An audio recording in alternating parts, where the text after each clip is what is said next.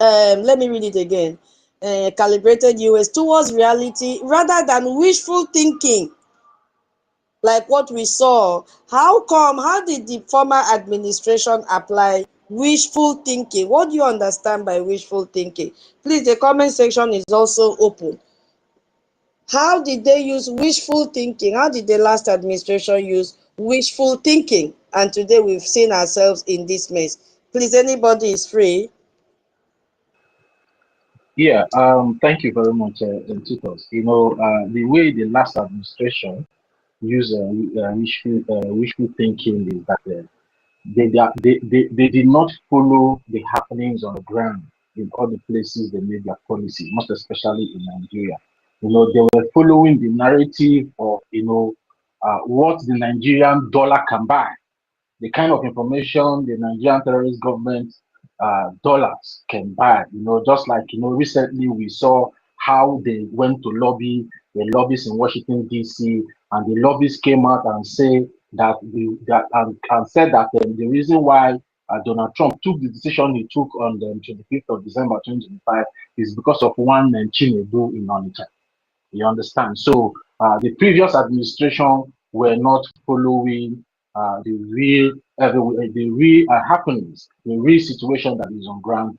Either they were following what the dollar can buy in making their policies and carrying it out. So I think I answered you. So that's. But if you want me to explain the wishful thinking for people to really understand the reason why I came through this way, I can also go ahead. But if this is okay for you, no problem. I can use my mouth. Please, whatever you want to do under that, you do it. I, Yeah. So wishful thinking is the formation of beliefs and making decisions based on what is pleasing to image rather than on evidences, rationality, and then reality. So that is why I say the previous administration were following the information, the narrative that the Nigerian dollar were buying in Washington, D.C. through the lobbies that they are lobbying that are trying to change the narrative, not them following the reality on ground. That is why you saw when Donald Trump came into office, he need to send a congressional delegation down to Nigeria to go and get him first-hand information, not the papers that were flying around the corridors of Washington, D.C. in Capitol Hill. So that is the difference between this current administration and the previous administration, and that is why this wishful thinking came in this our topic today regarding the political insight that was had between our Prime Minister and Dr. Michael Rubin. So thank you very much, Titos. thank you so much for that explanation. I don't know why the comment section is not busy. If you want this space to be passive, it will not work today. Oh. Everybody should make good use of the comment. Don't tell me you're in a noisy place. The comment section is open. Drop your contribution. I will read it. I will definitely read it. Don't allow me and Toti to be talking alone. If you are busy, drop something there. Please. It's very important. Thank you, my brother. You are not far from the truth. And that is the best explanation anyone can give. Because you want something to be true when it is not true.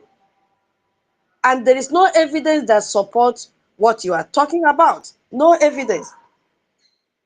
These people were busy believing Nigeria was improving, not looking at the situation on ground.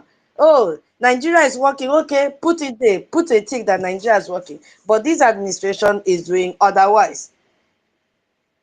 They claim Nigeria was peaceful, but evidence said no. Evidence said otherwise, that Nigeria was not peaceful. So they choose wishful thinking over reality.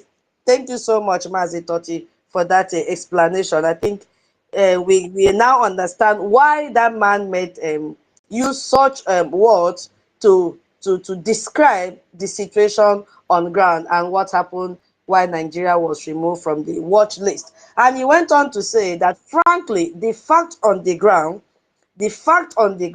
tell the story much more important than any US administration. And so I would hope Democrats or Republicans, whoever follows President Trump, would also continue to recognize the real slaughter of Christians that is occurring in Biafra. Did you hear that? He did not even say Nigeria, he said in Biafra. While a lot of watchdogs reporters are not even making their reports to cover what is happening in Biafra land, Dr. Michael Rubin is telling the whole world that there is ongoing genocide in Biafra land. It is not only in the northwest, the northeast, or middle belt, that in Biafra land, the terrorists are also killing Christians. Our Mazi Elias make the connection with the last interview they had with Ambassador Tibo. No, it was Ambassador Tibo himself that made the connection and extended it, that these people have migrated and have extended their killings to Biafra land. And those areas, the Biafra land and the middle belt, are the targets. Those are the areas you have Christians.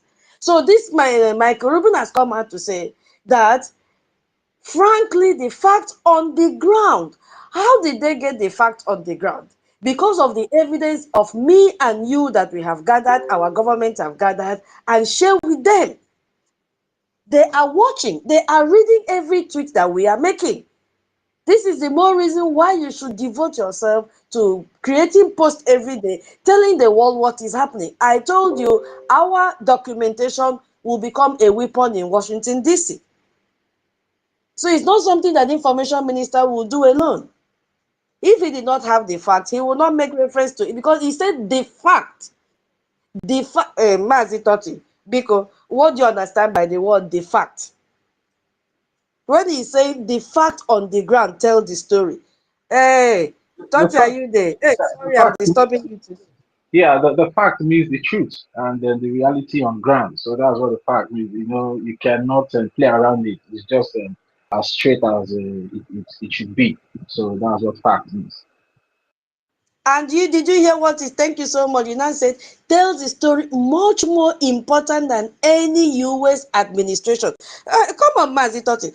Did you just hear that? He said, frankly, the fact on the ground, this place will take so many days. Oh, the fact on the ground tell the story much more important than any US administration. Did you hear that? Much more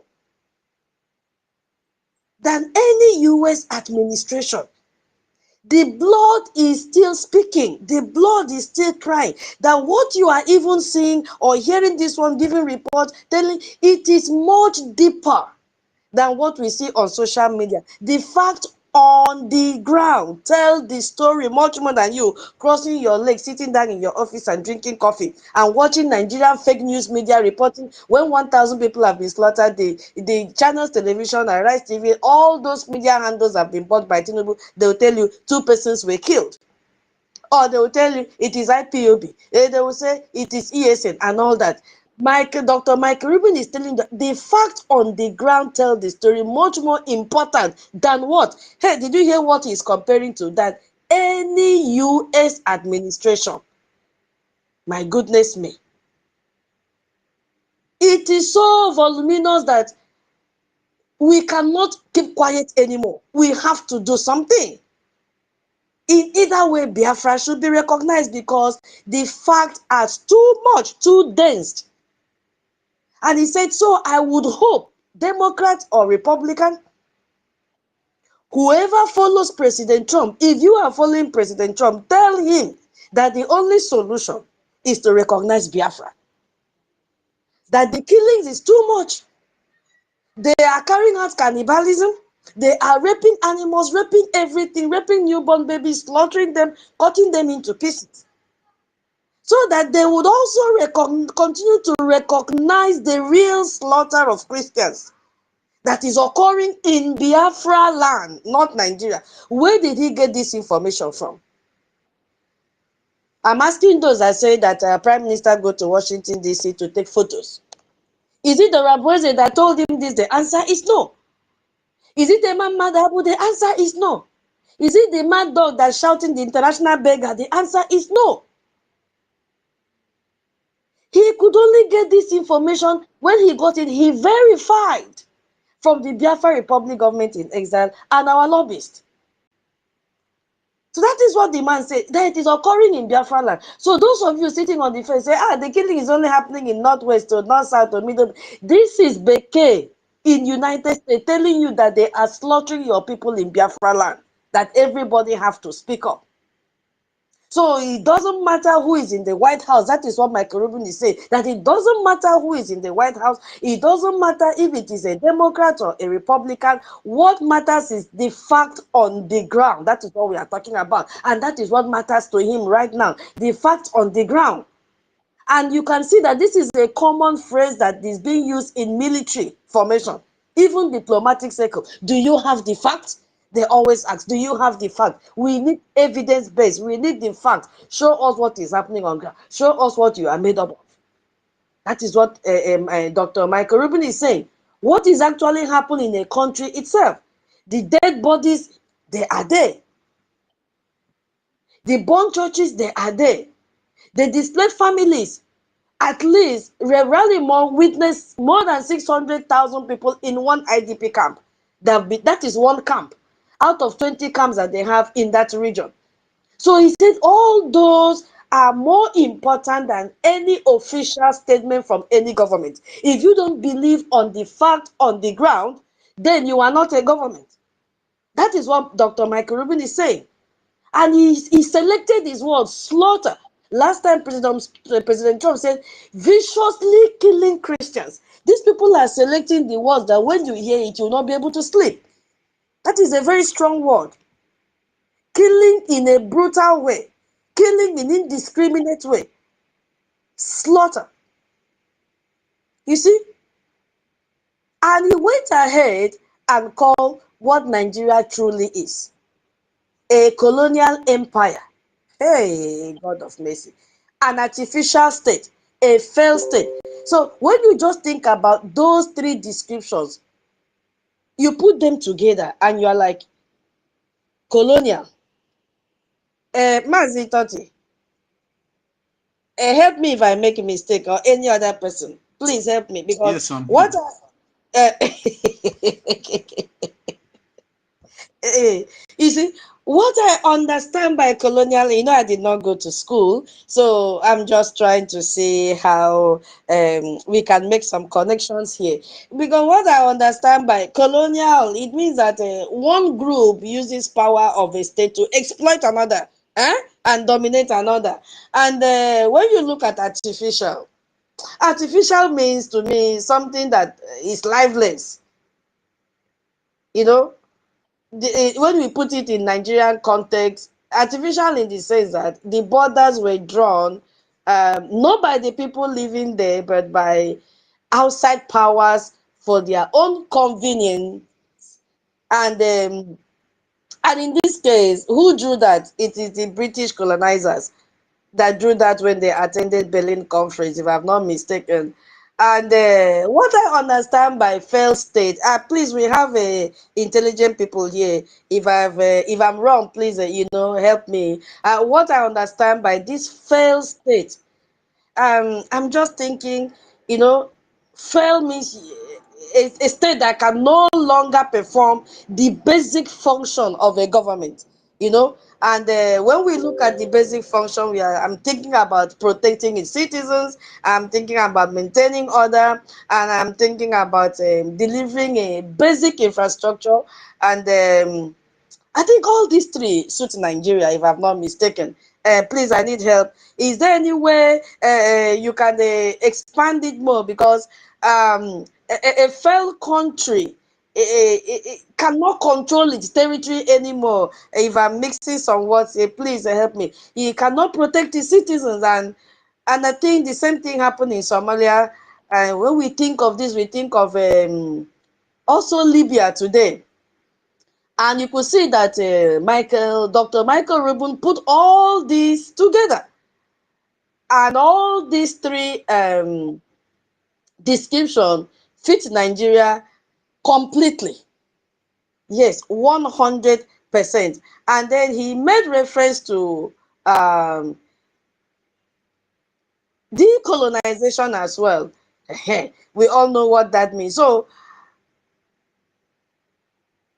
if if we compare that to what Ambassador Nagy said the same thing, even though in different words.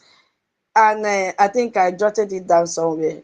Wait, give me a few minutes. Yeah, he said that there is, in fact, a horrendous problem with Christian violence in Nigeria.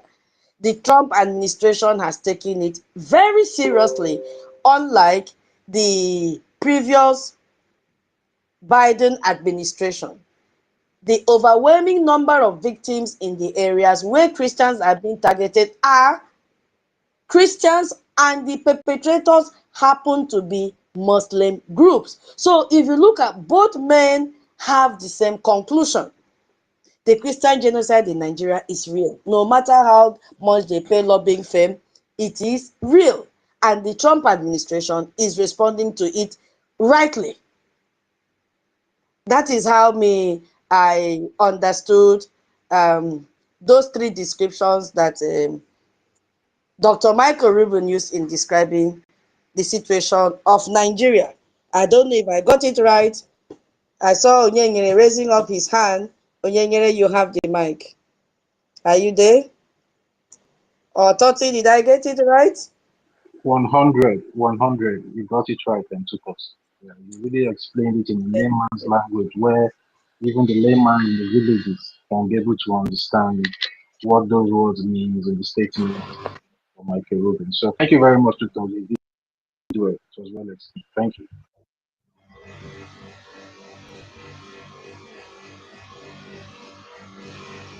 Can you hear me now? Yes, Master Engineer, you can go ahead. Go ahead. Why did you say that your comment section is open? Then I said I write something on comment section. You did not see it. That simply means that your comment section is not open. Okay. Master Engineer, the comment section is open. You know, sometimes when you are hosting, if you don't refresh, you will not see new messages. You know, sometimes she can be busy speaking. She will not refresh to see new messages. But I think that's what she's doing at Master Engineer. Sorry for that oversight. You can go ahead. Okay. Yeah, you know, I was speaking on Yengere. Okay, hold on. Give me 1 minute. Let me read it. Sorry, I was speaking. I cannot be speaking and then going to the comment section. That is why I always wait when people, before any other person pick the mic, I will go through the comment section. So just give me 1 minute. Let me read your response. Thank you. And we have a comment from Biafra Freedom. He said, kudos to Briggy for opening the eyes of US officials. And they are seeing all the Nigerian government speech as wishful thinking. That is why when they went to Nigeria to investigate, all Briggy has been telling them, they choose to bypass this Nigerian government because of their wishful thinking. Thank you so much. And he also continued, colonial empire is a state or fiction country, wow, that were dominated by those individuals that colonized them. It is the colonial empire that supports any decision in line with their decisions. That is from Biafra Vision. And Nyanyere said, calibrated means something that has been careful, adjusted to be accurate. Thank you so much, Onyenyere, for your submission. Thank you. Who again? Our UK Deputy Rep said, indisputable. Oh, thank you so much. Thank you, our citizen Ben. Thank you so much. Onyenyere, you have the mic. Okay. Good evening, everyone. Depending where you are joining, where you are streaming, where you are listening us from.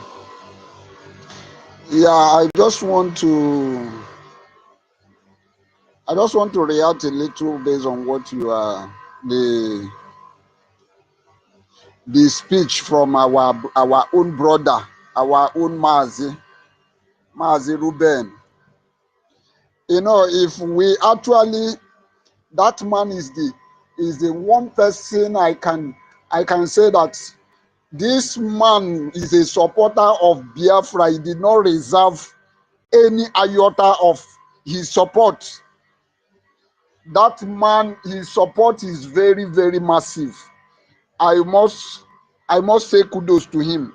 I must tell him to continue supporting us, that we Biafrans, we don't forget those who who assist us when we are in pain. We don't forget those who help us when we are in trouble. So we remember you for what you have done for Biafran.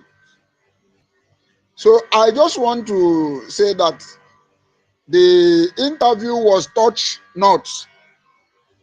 It was touch not. But one plead, I believe that our Prime Minister is listening to us. Please, I want to appeal to him.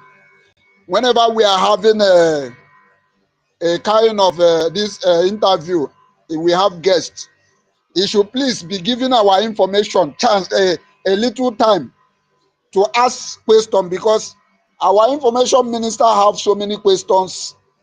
He always he will want to ask. Please, this is my Yeah, observation. hold on. We had a meeting on that Well, yesterday. You were not in. This is not what we have to say in this space. Thank you so much. Okay, thank you very much. I don't know. I just I'm just tipping it. I'm not saying it because there's anything wrong on that. Understand? So another thing I want to ask you, Thought, is this. Please, I would like you to bring all this coward that says that they hosted somebody that day. I would like you to bring that their useless interview. Let us analyze it. Please, we are not here for that. Thank you so much. That is why you would have attended the little household we had yesterday. Please, let's focus on the topic. Thank you. Okay. Thank you very much. I yield my mic here. Since I yield my mic here. Okay, thank you so much. Check your back channel. Minister Snow, welcome. Please check your inbox. It is very urgent. Welcome, Minister COS. Welcome. Please check your inbox now in X. Thank you so much. We are happy to have you. Defense is here. You have the mic. Go ahead. Welcome. Yeah, there was. Can you hear me?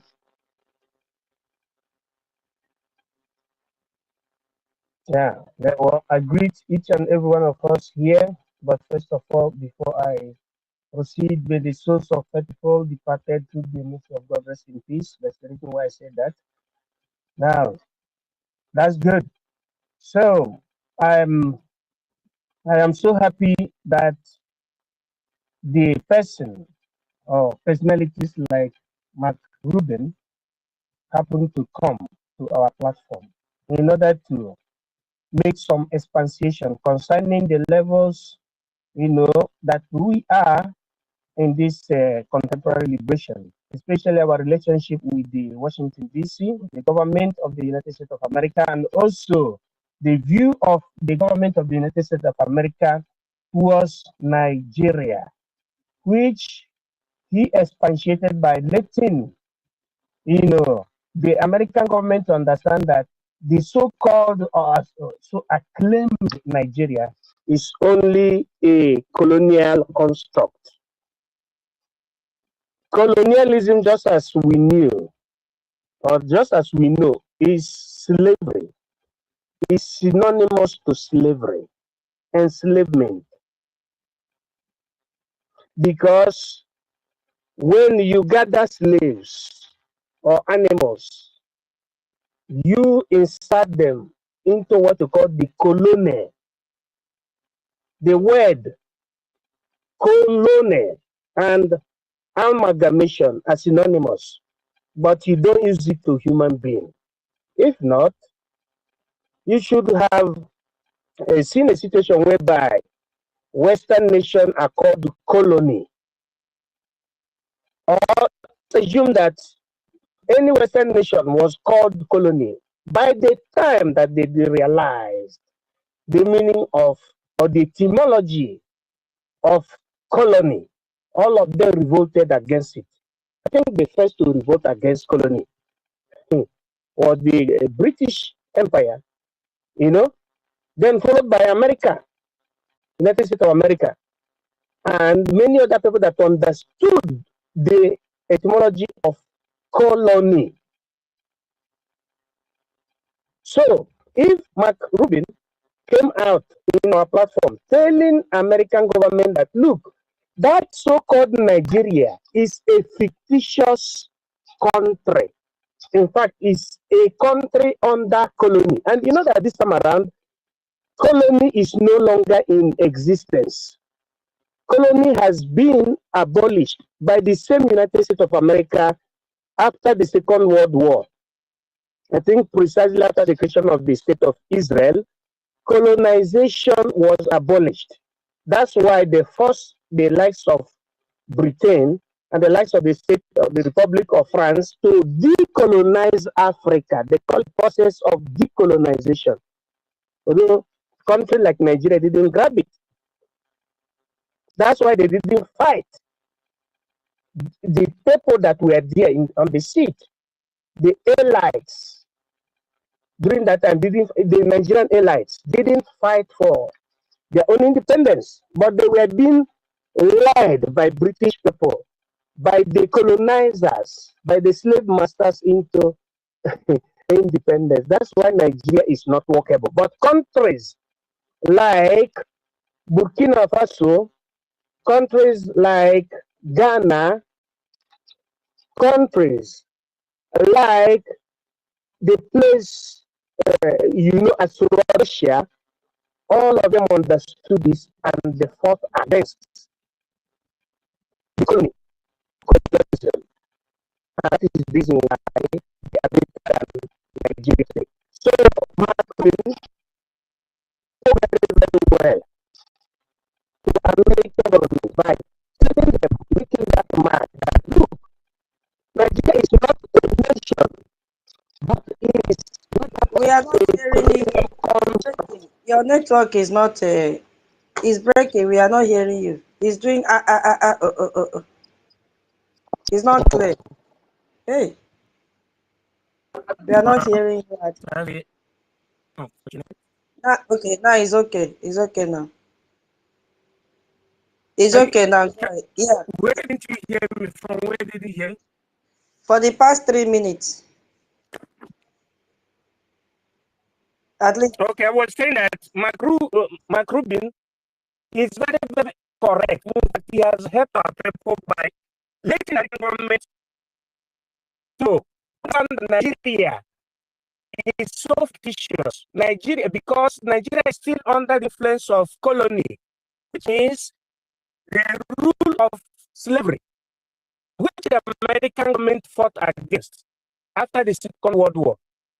So that the Americans should stop having the illusion that Nigeria is the land of Africa. Or Nigerians have been the one that they have been hearing about performing, academic America. Nigeria is still under the influence of slavery, which is synonymous to colonization. And if I like that colony is a use of also insects, just like animation, it's used in what to call science. So this was used for people that were being slaves.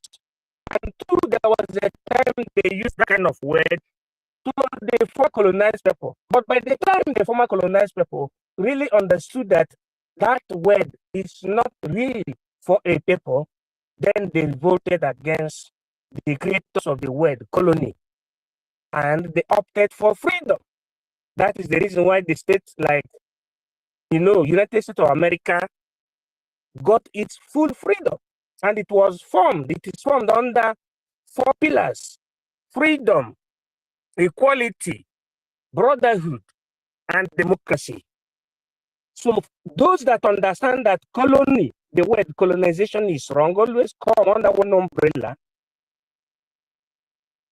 that they liberate themselves. So Mark Rubin spoke very well, and at the same time, when our people listen to him very well, that what is pointing to us is that all of us should be under one umbrella and never to fight each other. No Biafran freedom fighter should speak against a fellow Biafran freedom fighter. But the enemy must be that zoo, that colonizer, that tramite of colonizer, that person that colonial masters use against our people to making sure that they subjugate ourselves, not we fighting against ourselves. So Mark Rubin was very, very correct in whatever he said, and more are going to be coming. So that was what I was trying to say. Thank you for the opportunity. Thank you so much. Thank you for coming around to speak to Biafrans. We welcome each and every one of you that have joined. Onyenyere, I hope you've checked your inbox. And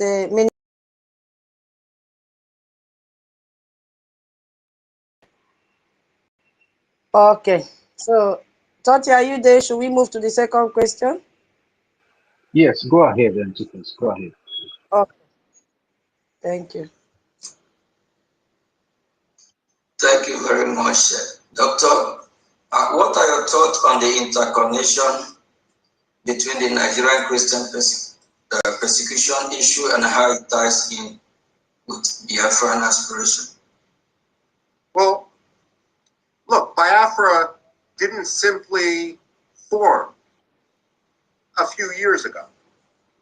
It's not simply the product of a diaspora community meeting in Finland.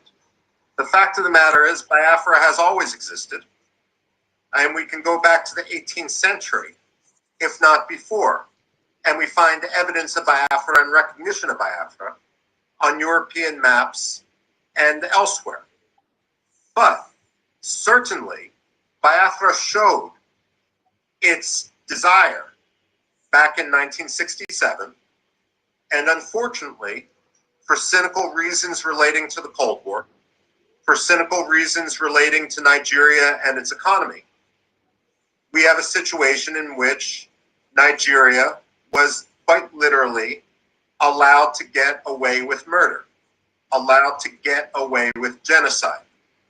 One of the problems that we see when we fail to recognize genocide when it occurs, when we fail to delegitimize the ideology that leads to that genocide, is it ensures a repetition of that genocide. After World War II, the German Nazi Party was stigmatized, and the Germans were forced to come to account with what they did. The problem we have in Nigeria is that too many countries have given Nigeria an excuse not to recognize its own responsibility for the first genocide in Biafra.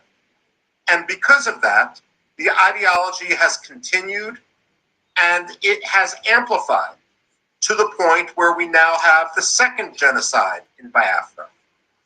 The moral compromise of people like the president of Finland is shameful. The moral compromise of Anthony Blinken when he was Secretary of State was shameful, especially because he used his own father-in-law's experience in the Holocaust as part of his claim to moral standing when he became Secretary of State. The fact of the matter is, there will not be peace in Nigeria until Biafra is free.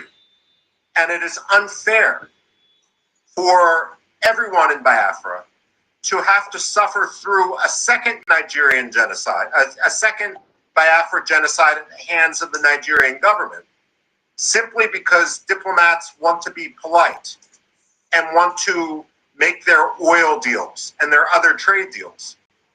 The Christians of Nigeria should not be sacrificed so that some Europeans can make a quick contract. Wow. Wow. Did you just hear that? This is someone speaking for you. This is a lesson in how history works, and every Biafran needs to understand it deeply. We will try our best to make justice or to do justice to it. Professor Veteran Dragon, they come to Medio African Rape Minister. Hey, they come to. Did you hear that? Dr. Reuben is pushing back against that common Nigerian propaganda claim that Biafra was invented in Finland, Biafra was invented by people in exile. He says the product of a diaspora community meeting in Finland.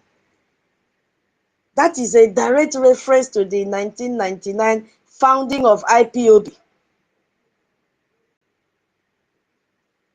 And that is what Nigerian terrorists have been using against us every time, that Biafra was created in Finland. Biafra is not real. Biafra is that. Biafra is this. Go to the news headline now. Tinubu is still paying lobbyists to deny, to force the US to remove them from CPC watch list. They are doing everything possible because they know the heat is coming. But unfortunately, they have failed because they will never succeed. Everyone now is focusing on Nigeria. So Dr. Reuben is saying that this narrative is faulty. And he provides historical evidence on it that European maps from the 18th century shows a place called Biafra. I am very proud to be a Biafra. Irrespective of what they are doing to silence us, irrespective of the intimidation, the propaganda, the groups that they've hired here and there to silence us, I am proud to be a Biafra because Biafra existed before Nigeria. You know, after having his bachelor in biology, he went and studied history and had PhD in it. So he knows exactly what he's talking about. He knows exactly that Biafra was not created in Finland, according to Nigeria's propaganda. The European map from 18th century shows a place called Biafra. This is before this British artificial colonialism. Before Nigeria even existed, Biafra was recognized. You know, when you know the truth, you stand on it. No matter what someone tells you that white is black and black is white, you said, no, this one, I know it, I have seen it, I have experienced it. Just like Ambassador Tibo, who experienced Biafran war. Can you deceive him that there was no genocide those years? And even presently, the answer is no. Because he witnessed it. He documented it. So Dr. Reuben is telling you convincingly that Biafra existed before Nigeria. Biafra was recognized as a distinct geographical and cultural region for centuries before Nigeria. So why are we being killed in Nigeria? So Biafra is not new. Anybody projecting Biafra as a new nation does not know the difference between his left hand and her right hand. He does not know history. Biafra is not new. And this is very critical, that Biafra is not new. So when the Nigerian government and all its allies begin to call us, you know, we are invented group, we met at Finland, we were making noise. Michael Rubin, Dr. Rubin is coming to tell that those are all lies from the pit of hell. That we existed before Nigeria. We even existed before Finland.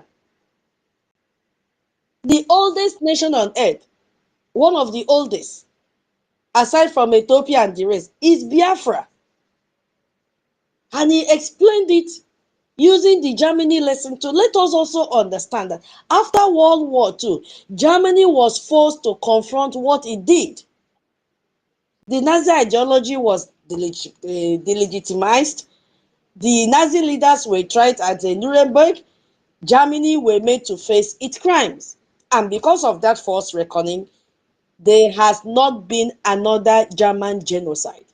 But Nigeria was never made to face what it did to Biafrans. From that 1967, they let them walk free. They were not held accountable. And that is why the genocide is repeating itself. No accountability, nothing. Upon the number of people, Biafrans, that were starved today, the ideology survived and it grew and it is strengthened. And now, over 55 years, we have the second genocide because of lack of accountability. They allowed Nigerians to walk free because of the resources in Biafra land.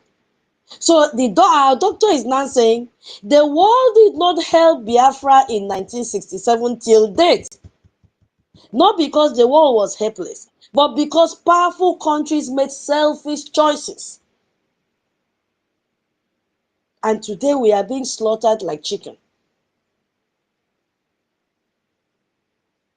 You see what is happening in the world today? Because the war refused to hold Nigeria accountable for the first genocide. And the second genocide has been amplified. Thousands of people die in a week in Nigeria. And out of those thousands, there are Biafrans. The majority are Biafrans that are being killed. The second genocide is happening right now. And we have a way out. And the way out is for us to fund. As I said when I started the space, till now, next tomorrow, Saturday is our fundraising. I have not received a dime for space donation. So please, if you have your space donation, give me. Pay it and send your receipt. Go to our website. I don't know how a Westerner can be coming to talk to us about our freedom and we are still sitting on the fence. Our website is open 247. www.biafrarepublicgovernment.org. What again do you want? Do you want Jesus Christ to come back again and tell you have to fund your freedom? We have another platform that you can borrow us your money called IOU. Look at the massive resources that we have. Nigeria is a dead zone. Please give us IOU. If you give us 1,000 AJ, ma, you are going to get 2,000 AJ, ma. Your money is not lost. The greatest investment you can ever make on earth. No bank will give you such interest. We have GoFundMe. If you feel IOU is too much, okay, we have GoFundMe. Drop something. Our people are displaced there. They don't have where to put their heads. They don't have clean water to drink. They don't have food. They don't have clothes on them. We need to take care of them. Nobody is taking care of them for us. They are our brothers and sisters, our parents. We have to do it through our GoFundMe. We have a lot to do with money. So Nigerians get away with murder. That is what Dr. Rubin is telling you. They went away with murder. So it does not mean he's just using, like, let's say an idiom. Me, I did not study English, and where we are, we don't speak English. We speak Arabic. So to me, it does not really mean a literal murder of one person. It means doing something terrible without facing consequences. That's why the man is saying, get away with murder. Nigeria faced no real punishment for killing Biafrans 55 years ago, and they're still killing as I speak right now. So they got away with it. We now have the second genocide in Biafra. He was so specific in the location, the geographical region he's talking about. Biafra. Biafra.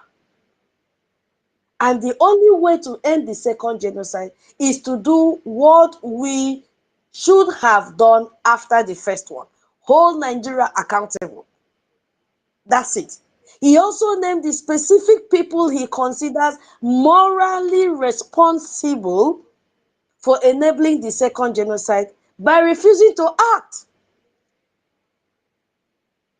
The first person he mentioned was the terrorist Alex Top, because Dr. Rubin was so disappointed in the arrest of our former Prime Minister Simon Ekpa when he was addressing us in Lahti, Finland.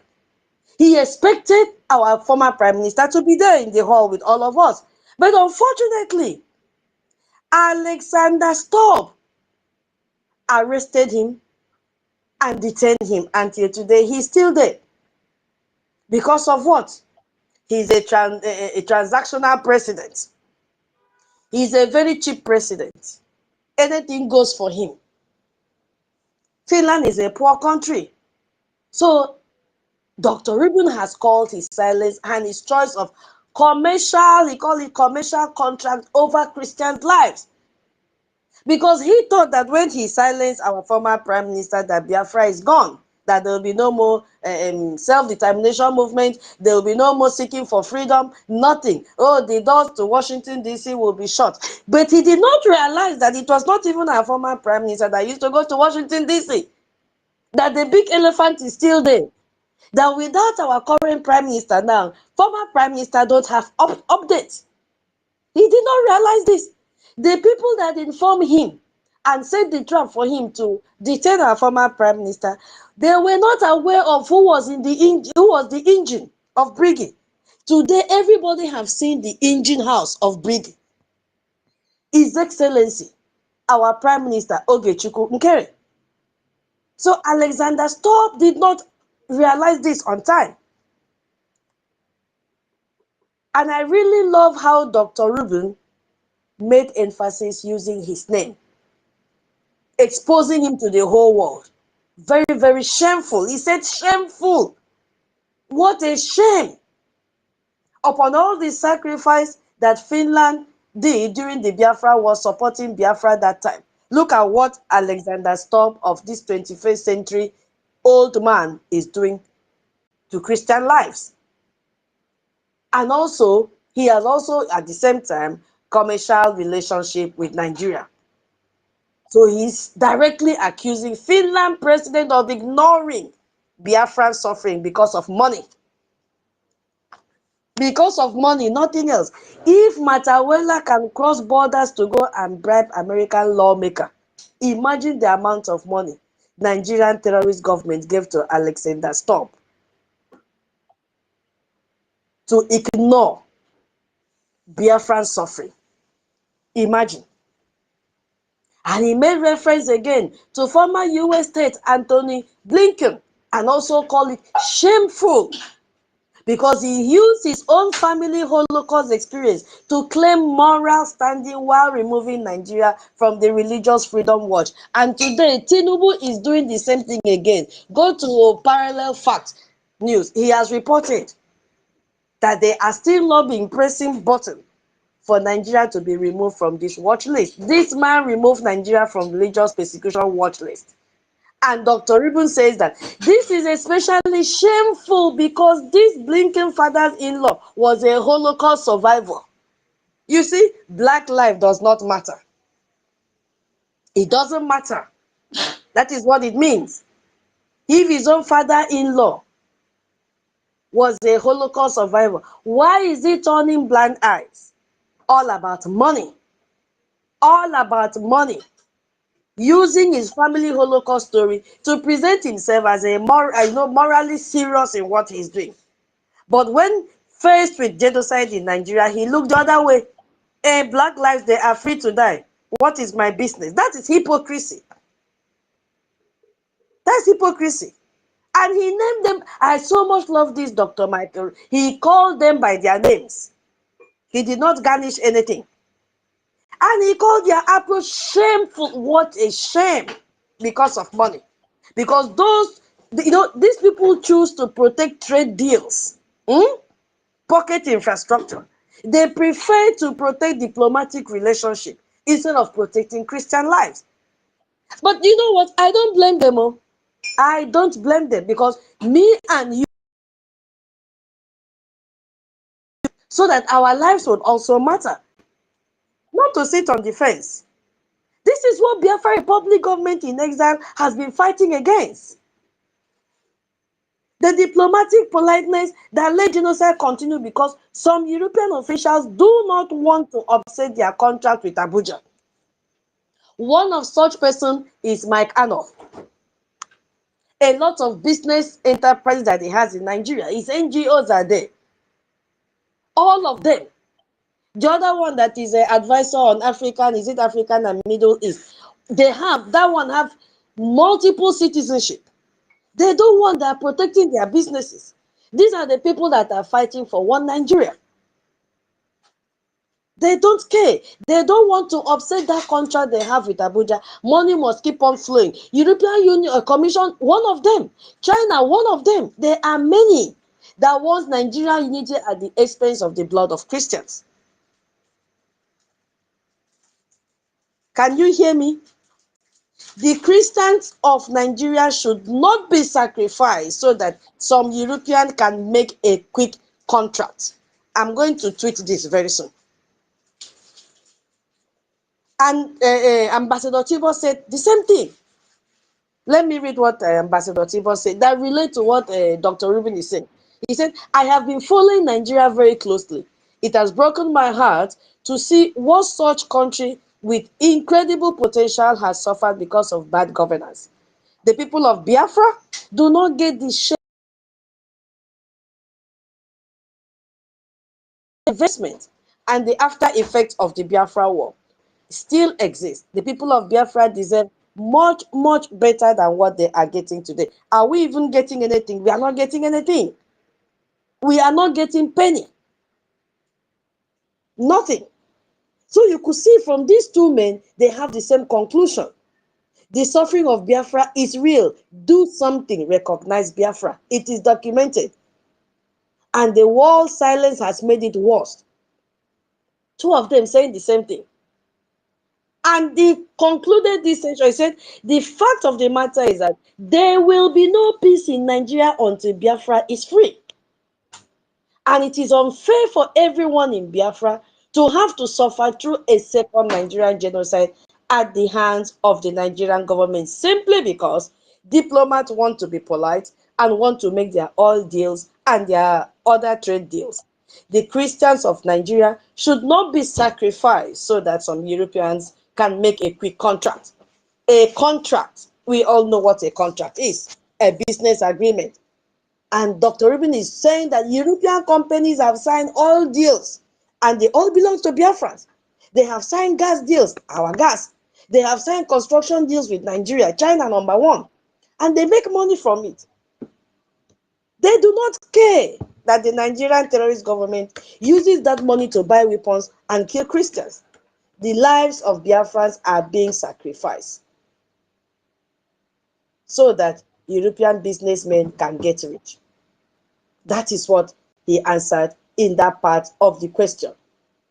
Now, I want to ask a question, which you can use to elaborate more in this second question. Do you agree with Dr. Rubin that there will be no peace in Nigeria until Biafra is free? You can drop your answer in the comment section as well. If you say you agree, you must give reason. If you say you disagree, you must give reason. That is the question. Please come up to the mic. You know, we are managing time. It's midweek space. So do you believe, do you agree with what Dr. Rubin said, that there will be no peace in Nigeria until Biafra is free? Who is there to speak? Now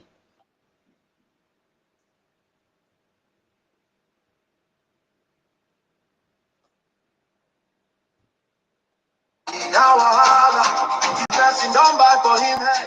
All and gas beneath the ground, and the people where get the land go control them. Resources go serve the people, prosperity go spread for all. Anything we did for our land, now our citizens go manage them. Development go reach every corner. Nobody go suffer again.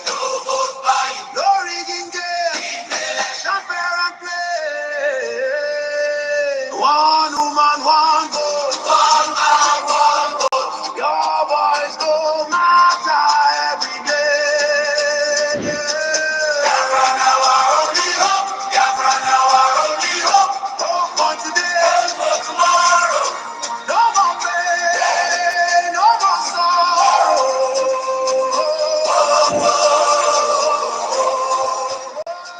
Biafra now our only hope. Biafra now our only hope. Hope for today. Hope for tomorrow. Hope for tomorrow. No more pain, no more sorrow. Alfred.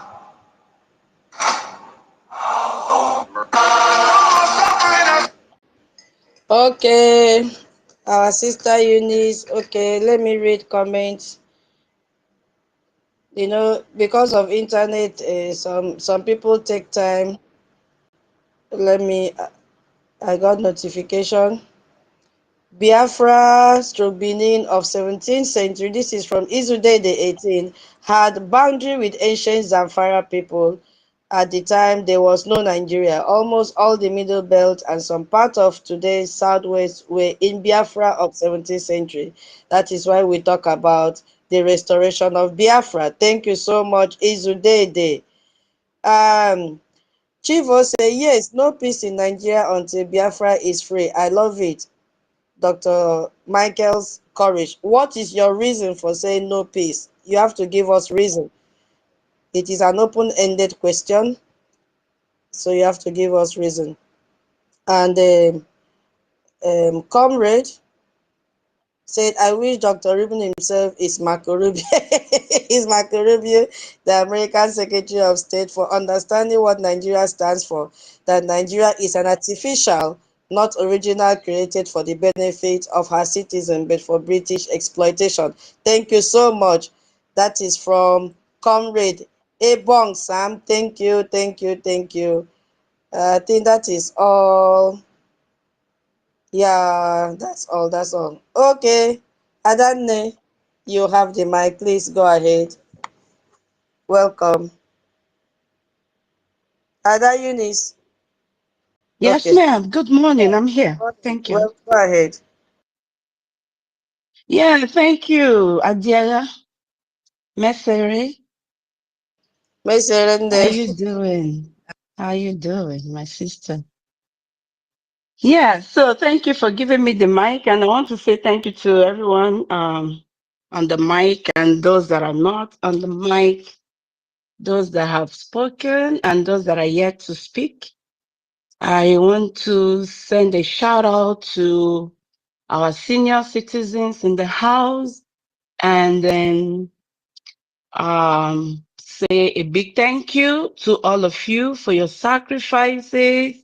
You know, the bones are getting weak and the flesh getting weak, but you stand strong for Biafra, and God is gonna strengthen all of you and reward you with, you know, Biafra actualization. Um, I want to thank our Prime Minister, Mazio NKERE. Tutors, I know you asked a question, but I don't know if I'll be able to come back to speak, but please let me use this opportunity to exchange pleasantries, please, and say hi to my good people, please, if you don't mind. Should I go ahead, please? Thank you. Yeah. So thank you to our Prime Minister Mazio NKERE. I know a lot of people have heart attack when we call him our Prime Minister, but it's not our fault. It is the Lord's doing. Yeah. Okike has made it to be so. So this is the pain in your hearts. And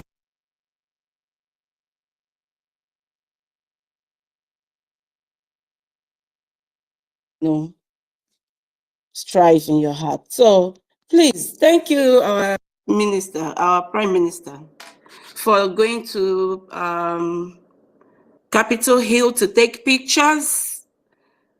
I've never seen a group of pained individuals that have heart attack over pictures. My God, these pictures hurt them so much. Please continue to take pictures for us.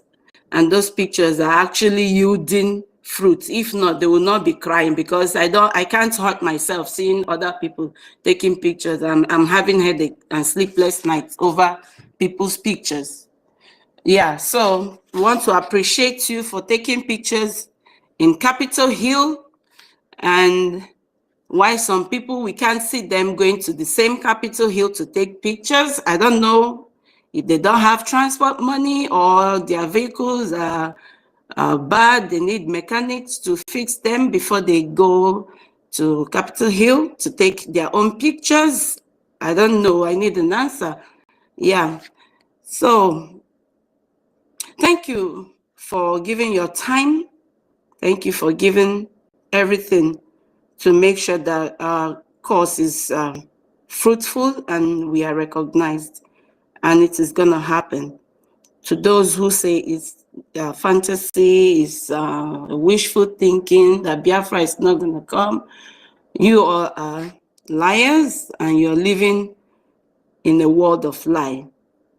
Biafra is going to come in our generation, in our time. Yes, thank you, sir. I want to thank our COS, Mazi Snow. Minister Snow, I was just listening to your space this morning and I was at the last part. Thank you for hosting that space yesterday. And thank you for the music. Your intro was powerful.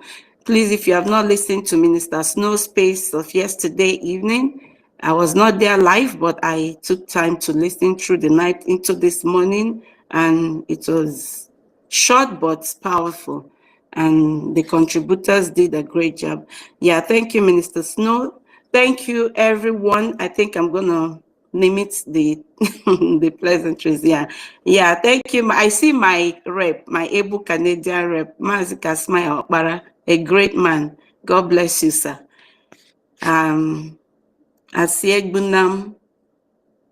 Oh my God, I see Mazi Emenike here, a man with a special smile.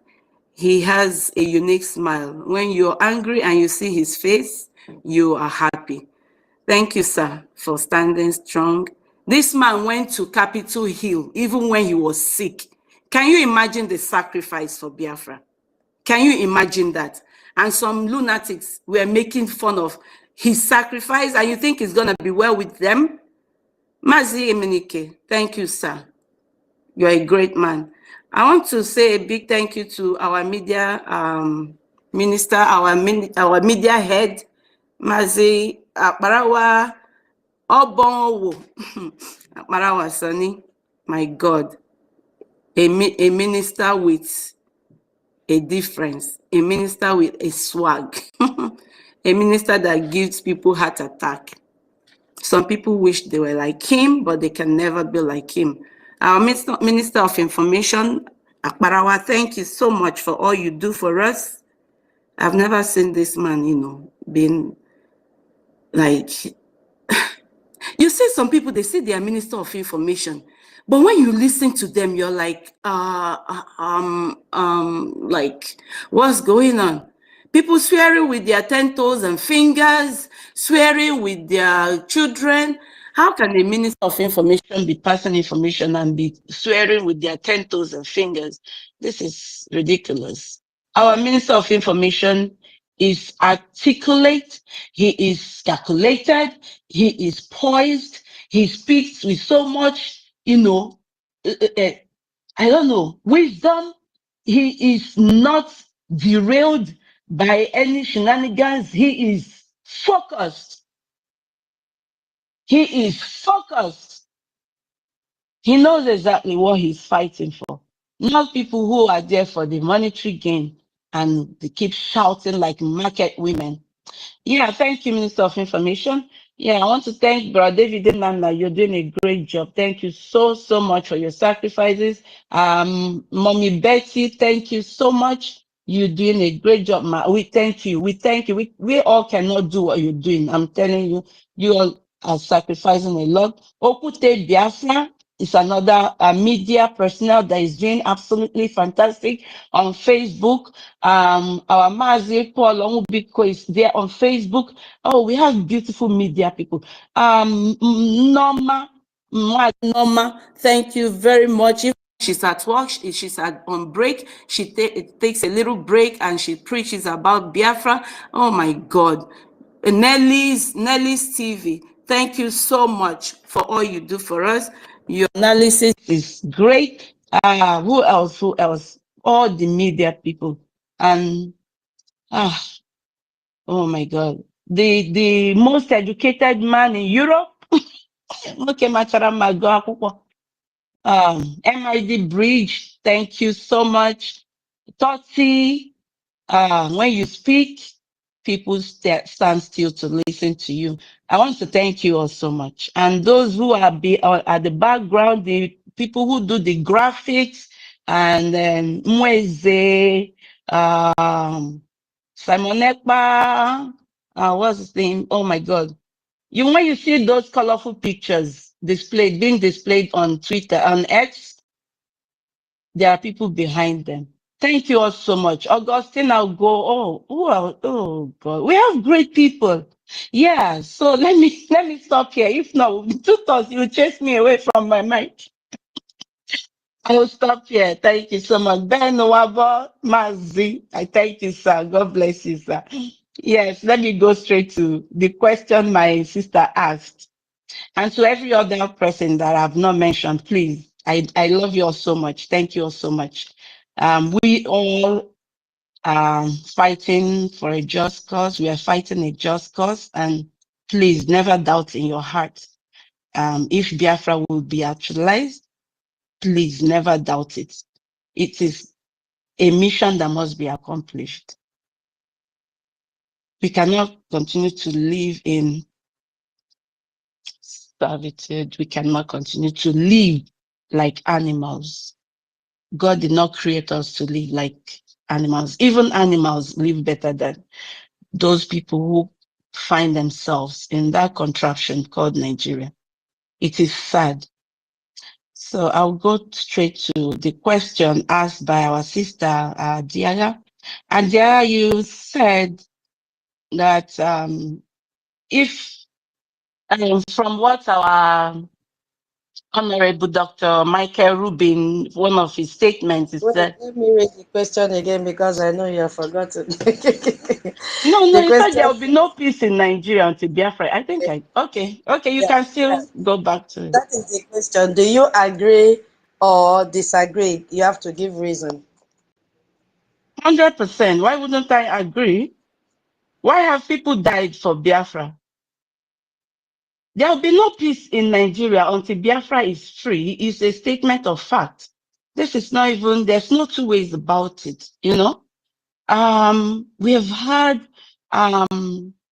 you should check from history. If Biafra is not meant or was not meant to be, we will not be here today. And you can see that there has never been a time of peace and tranquility that ever existed in Nigeria.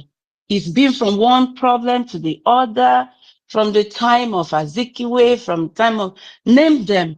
There has never been a time that Nigeria experienced peace. And I am like, um, when I see people preach about, oh, there's gonna be peace, there's gonna be unity, we are all one people, let's fight to make Nigeria work, to make Nigeria a better place, to make Nigeria a peaceful place. And I'm like, are these people dreaming? Are they really human beings? You understand? There is nothing that shows, like, it's just like a woman who is expecting the fruit of the womb, and she's not missing her period. There are no signs, no changes in her body to suggest that she may or might be pregnant. She goes to the hospital, and the doctor, the gynecologist, whoever that is attending to her, tells her that, oh, madam, you're fine. Everything is fine. Your eggs are fine. Your fallopian tubes are patent, your cervix is good. Nothing is wrong with you, you know. Your eggs are viable. And these are the criteria, for a woman to incubate, She's hopeful. At least there's something that she can lay her hands on to give her hope and say, oh, okay, it's not happening now, but I know from the doctor's report, I have this assurance that one day I'm going to carry my baby. You understand? There is nothing in Nigeria as it stands now that suggests that, oh, let's hope on this. Let's keep our hands on this. Let's keep our eyes on this. Maybe somehow this might bring us peace. This might be the avenue where we would experience this peace from. Nothing. I don't know if you have any.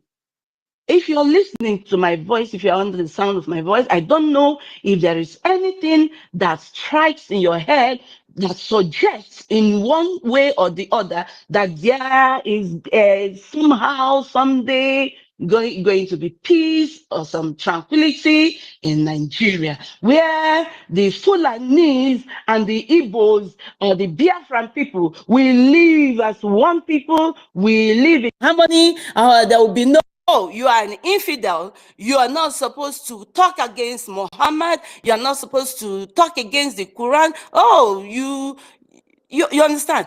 There is no agitation. There will be no agitation. There is no fear of, oh, what's going to happen? Are they coming at midnight? Are they coming to our farms to kill us? There is nothing.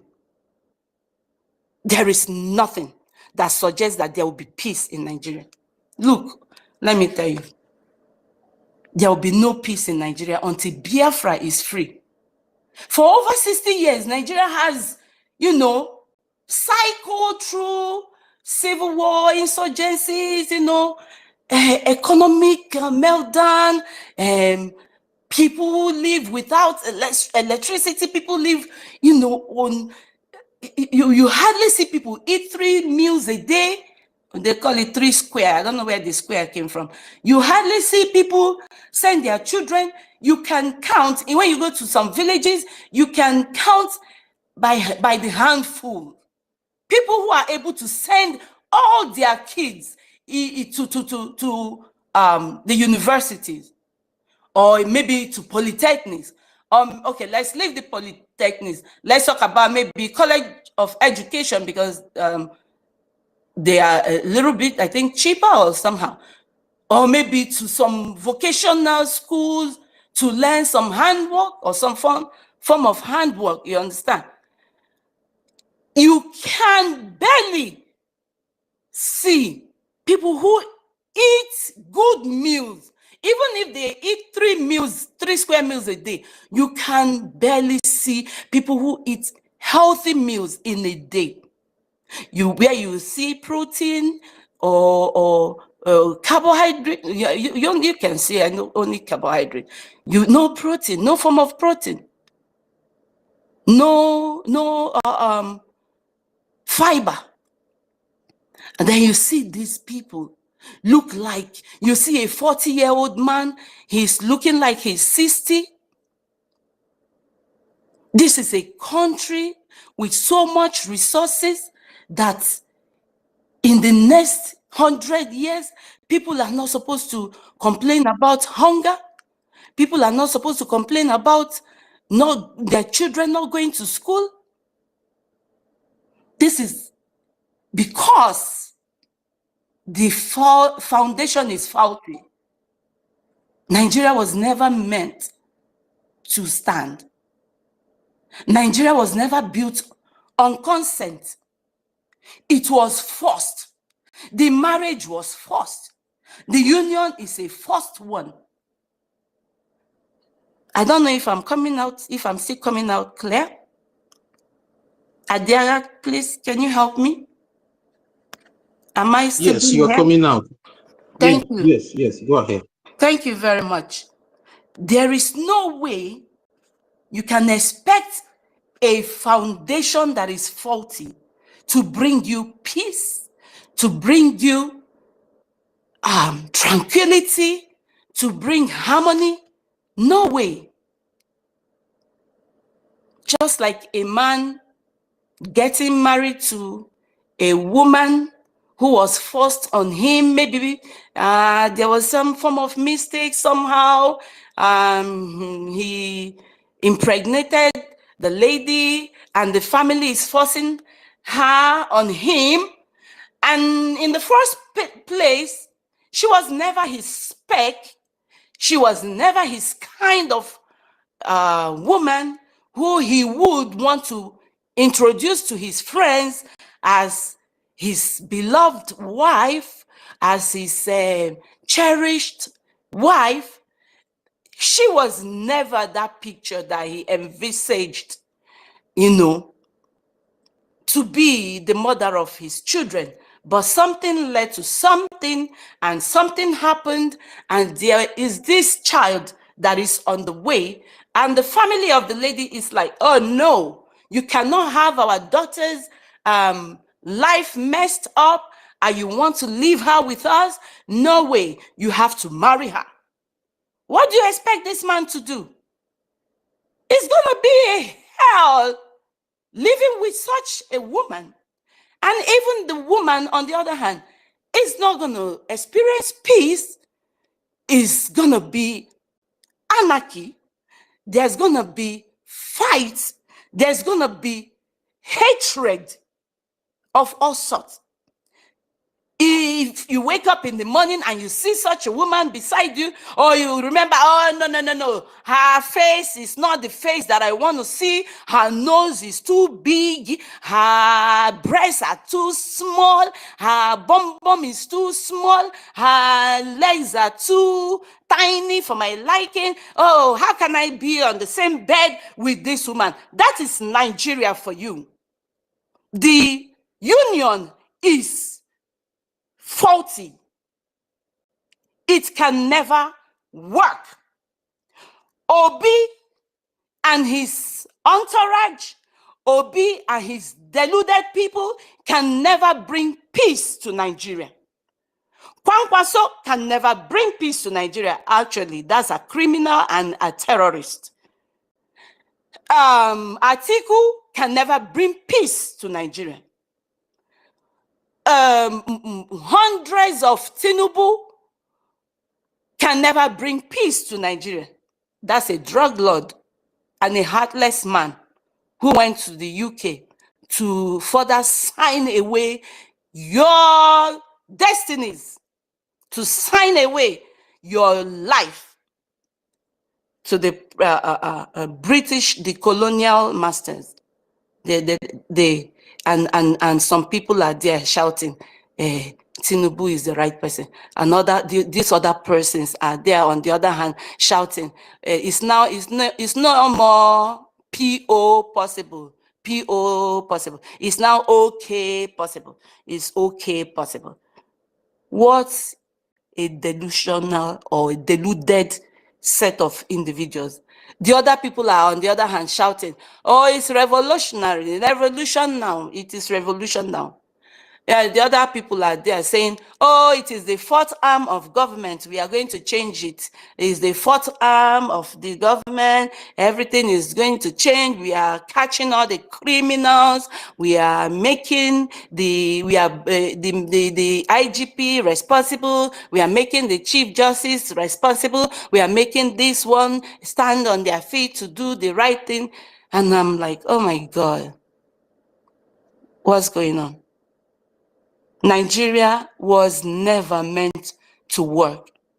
Just like our Prime Minister, where during the interview with honorable, well-renowned people that we had on our platform in VOB, they were talking about how the amalgamation expired. He asked, he said, have you seen any country where the country has expiration date? He asked, can you mention a country that has an expiration date?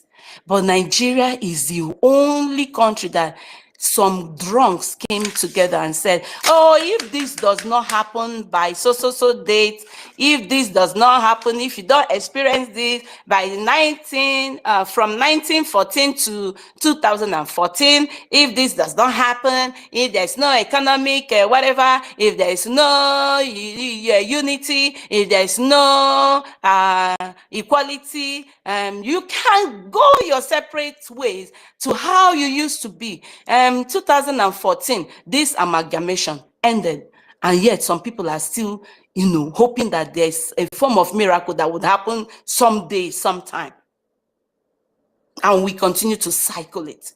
It's cycle upon cycle. Rufai Oseni is there on Arise TV lamenting. At the end of the day, he will go home, relax, and when he's on vacation, he will take his passport, he flies to the US, he's relaxed, Then he'll go back again after his vacation is over. He'll go back to the TV, to the screen, and he's happy that Nigerians are watching him lament on the screen, and he's shouting, this is happening, insecurity is happening, this is happening, kidnappings are happening. Rufai Oseni, what is the solution? Nothing.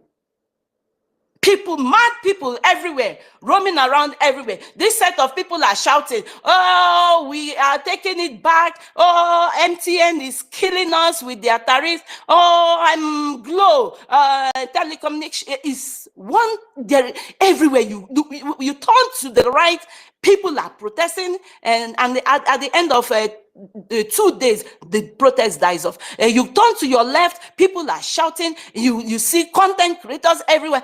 This one is making skits about how Nigeria is not good. This one, what is the solution? Nothing. No solution.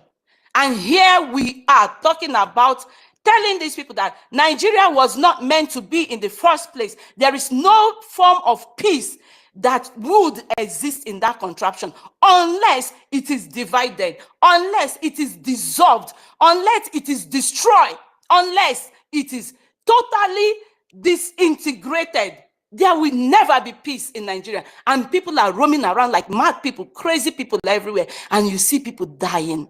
In the midst of all this, you see people who are not supposed to die. People are dying in their hundreds every day. The lives of Nigerians have been wasted. Men and women that their destinies are supposed to be great, destinies have been buried. Graveyards have taken a lot of destinies. People are living in denial of all this. A country with resources that people are supposed to live like humans. You see people dying just because of hunger. A country of over 240 million people. And more than half of its citizens live in abject poverty. And some people are expecting unity. Some people are expecting some form of tranquility. No way. There would always be anarchy. There would always be chaos in such a society that was not meant to be in the first place. You know, the 1967 to 1970 war, you know, some people said that it was a rebellion, it was not a war. It was an attempt to let the world know that, hello, world, we are a different species of people. We are a different people. Our values are different. We don't want this war in the first place, but we just want to live as whom God has created us to be. But what happened? What happened? People were killed in their millions. Lives wasted. You know, when I still see the pictures, those pictures of little children with protruded abdomen, with their, you could count their ribs, their eyes sunken, their fontanelles sunken, their hairs thinned out. It sends shivers to my bones. It was never meant to be. We only asked to live as normal people. We only asked to build our own economy. You know, we had the resources. But what happened? We were killed. And the pains still exist. We never caused the war. It was never meant to be a war. Now, the children of those generation, we are here. We are still standing. And you think it's going to end? It's not going to end until we achieve that sole purpose, that sole aim, why we were created, or we are still existing. And nothing is going to stop it. When we talk about marginalization, some idiots, they say, oh, you're not marginalized. Just find some people, go to your local government, go to your constituencies, go and start something and have some people represent you at the red, green, whatever chamber they have there. I don't know what they call them. Idiots. Have them go represent you. You all need to stop this your marginalization narrative. But we are being marginalized. There is injustice everywhere. But we, the Biafrans, we experience this injustice the more or the most. Why? Why did I say that? Our leader, NNAMDI KANU, has been incarcerated since 2021. A man who only his weapons were his voice, or was his voice. His only weapon was his voice. His only weapon was his radio, his device, which he preached the gospel of, please treat my people well. We cannot live in peace unless you treat my people well. And what did they do to him?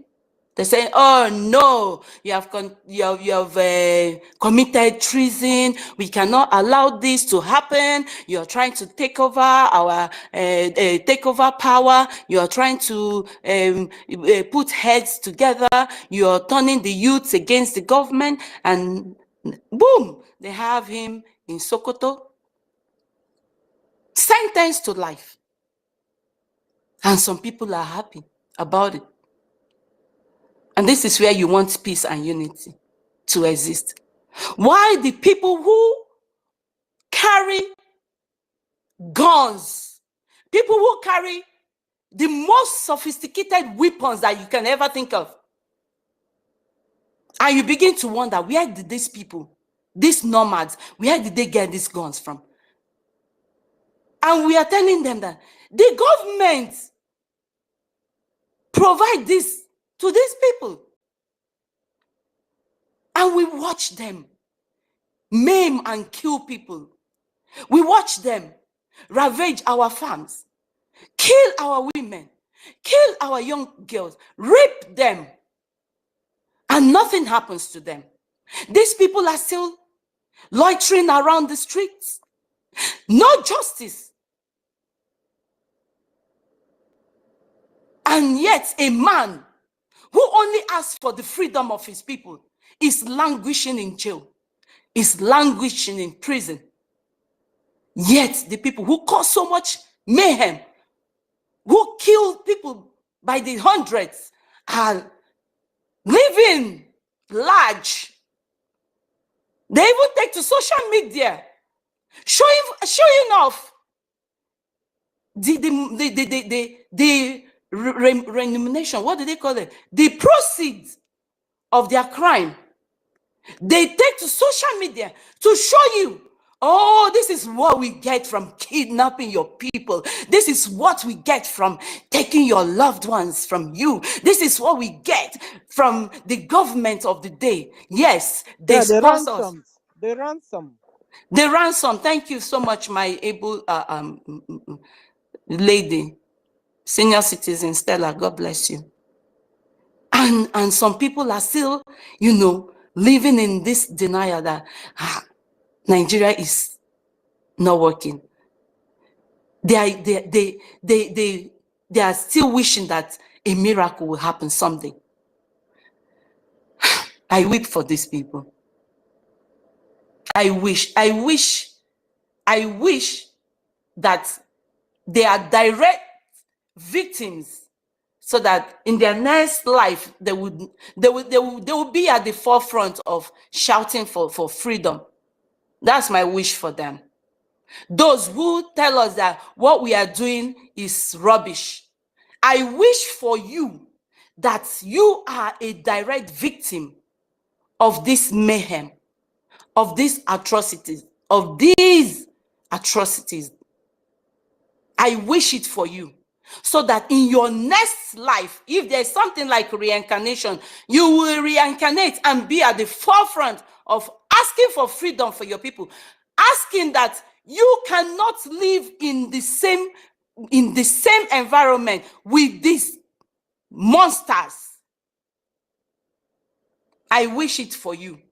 I hope Nigeria happens to you.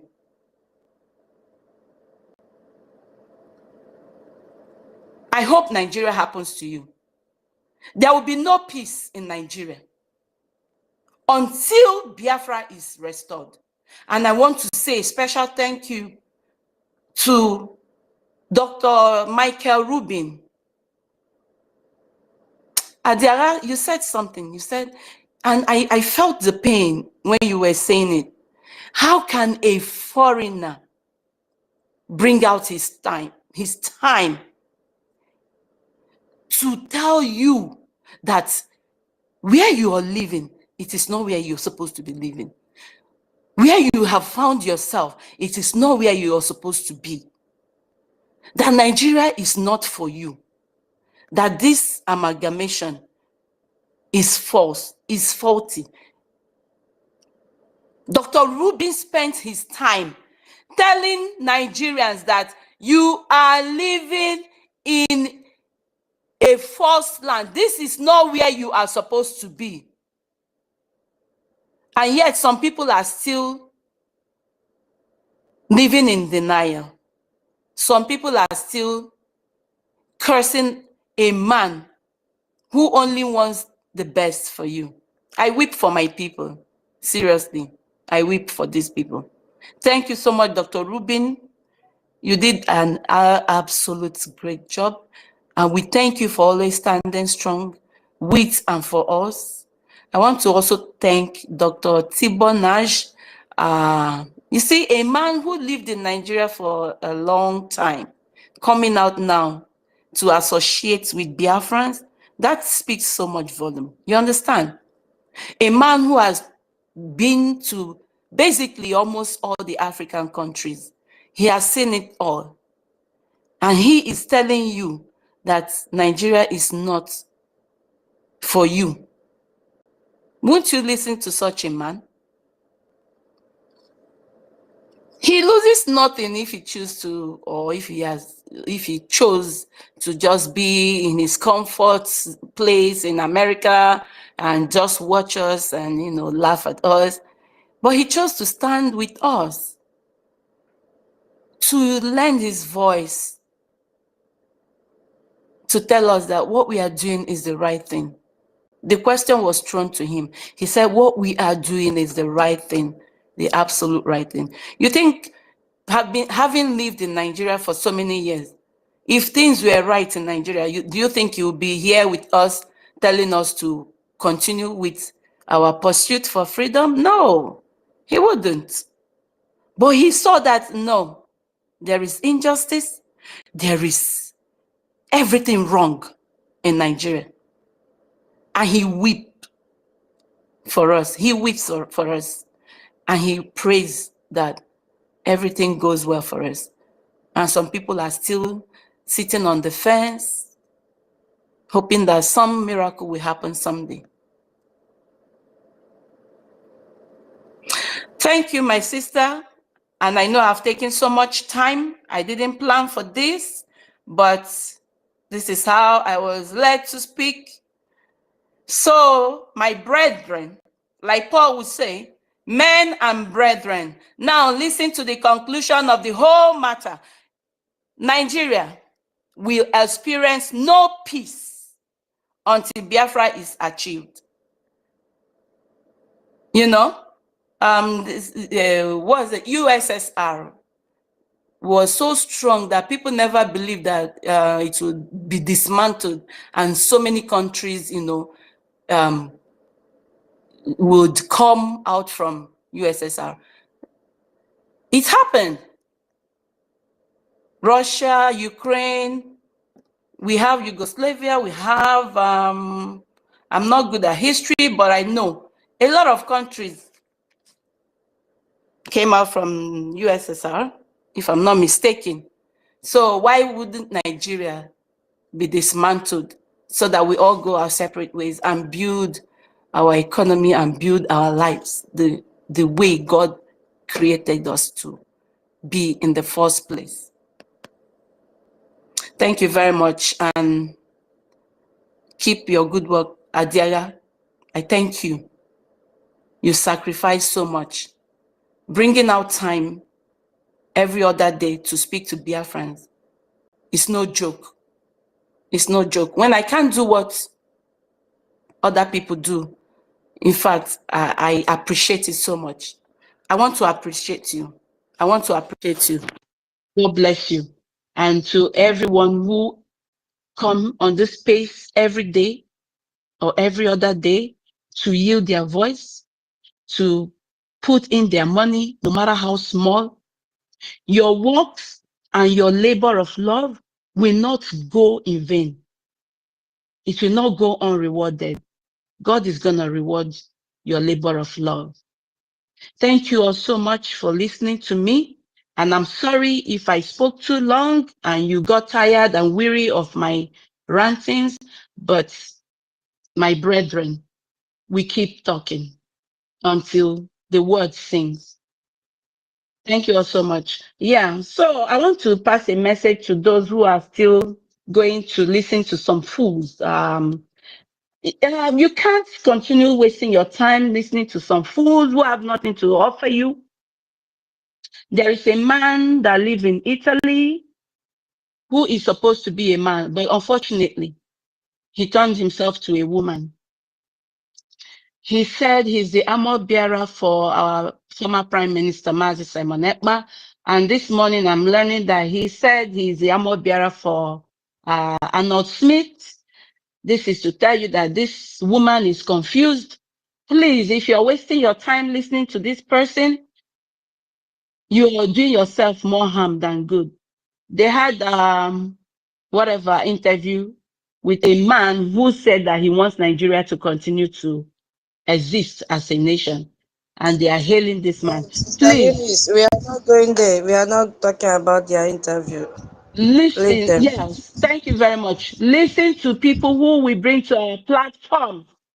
They are men of honor. They are there. They have served the United States for years, and they have so much knowledge and understanding. Please stop wasting your time listening to fools who have nothing to offer you. Please, I want to yield my mic here. Thank you all, and have a blessed, wonderful rest of your day.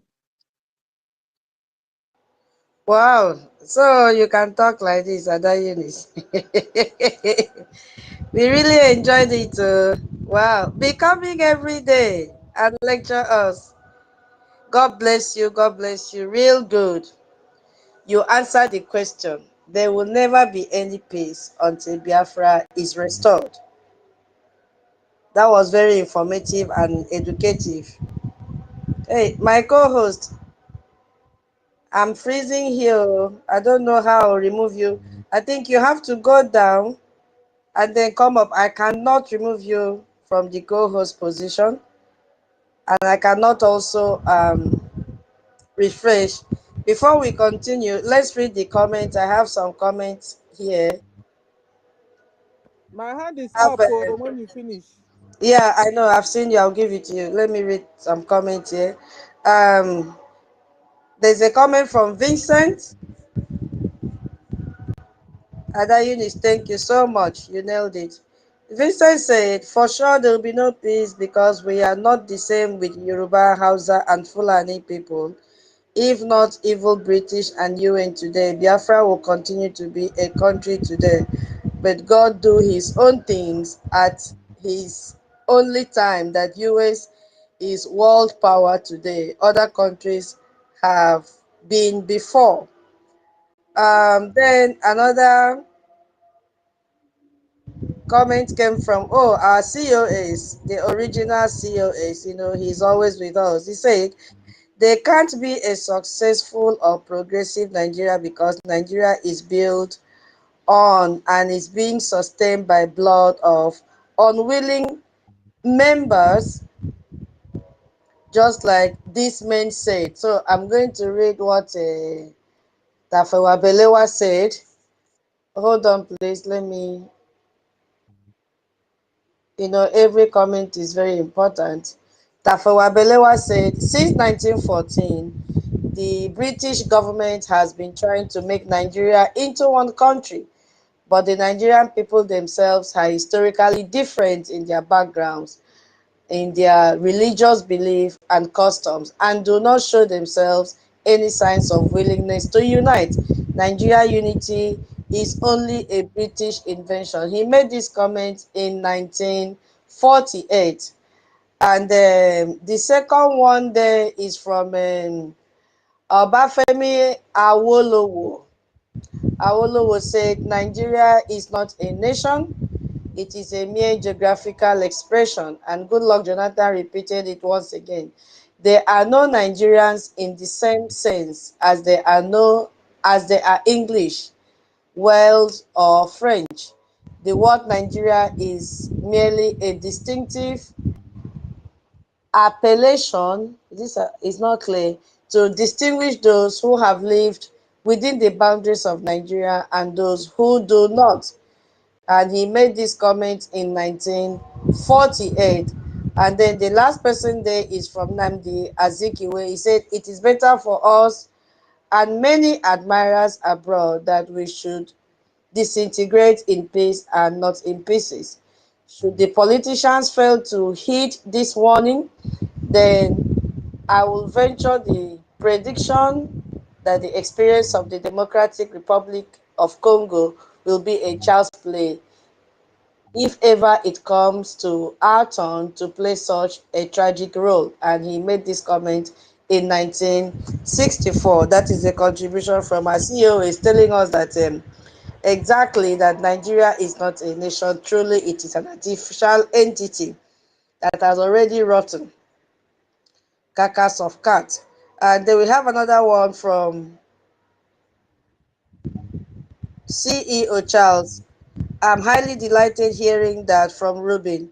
It is a confirmation that truly Biafra is a spirit. Imagine the way the God of Biafra is connecting the Biafra government with the people that will do the work of Biafra restoration, not minding the internal and external sabotage. Thank you so much.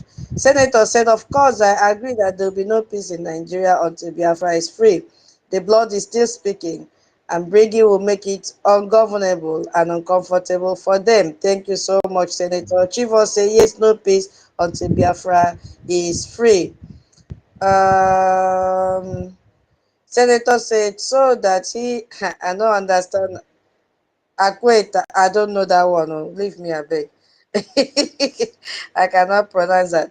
Yeah, so that's it. A senior citizen, you can go ahead. And if you have not followed, go to the comment section. You will see the link that you have to follow. Follow our government X handle. Go the 30ville tweeted it. Follow our government YouTube, that is Voice of Biafra TV YouTube channel. Follow Voice of Biafra X handle and follow Biafra Republic Government in Exile X handle as well. Click the link in the comment section and follow. If you have your space donation, please, you can as well share your receipt with me. Thank you so much. Mama, you have the mic. Please remind me of the question because I forgot. Okay, the question says, do you agree? Do you agree what Michael Rubin said, that there will be no peace in Nigeria until Biafra is free? If you agree, give reasons. If you disagree, give reason. Yes, there will be no peace in Nigeria until Biafra is free because our presence in Nigeria irritates them. When I say our presence, Igbos, the Biafran's presence in Nigeria irritates Nigerians. Yet they can't do without us. So Fulani Mujahid Arabs have succeeded in inculcating hate among our neighbors, among us and our neighbors, like the Hausas, like the Yorubas, like the Middle Belt towns. In fact, as a result of this hatred,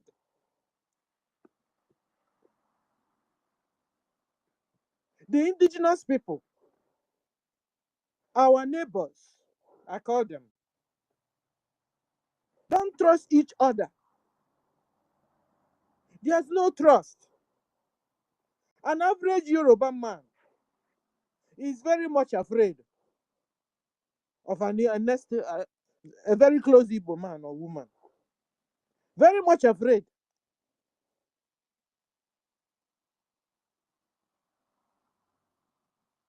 Ask them, what did we do? They can't say. They can't say what we did.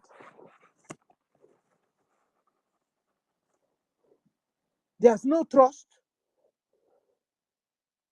There's fear amongst our neighbors, among the indigenous. There's death among the indigenous. So there cannot be peace in Nigeria until Biafra is free. Because the presence of Biafra irritates Nigerians. Nigerians believe that there's this thing.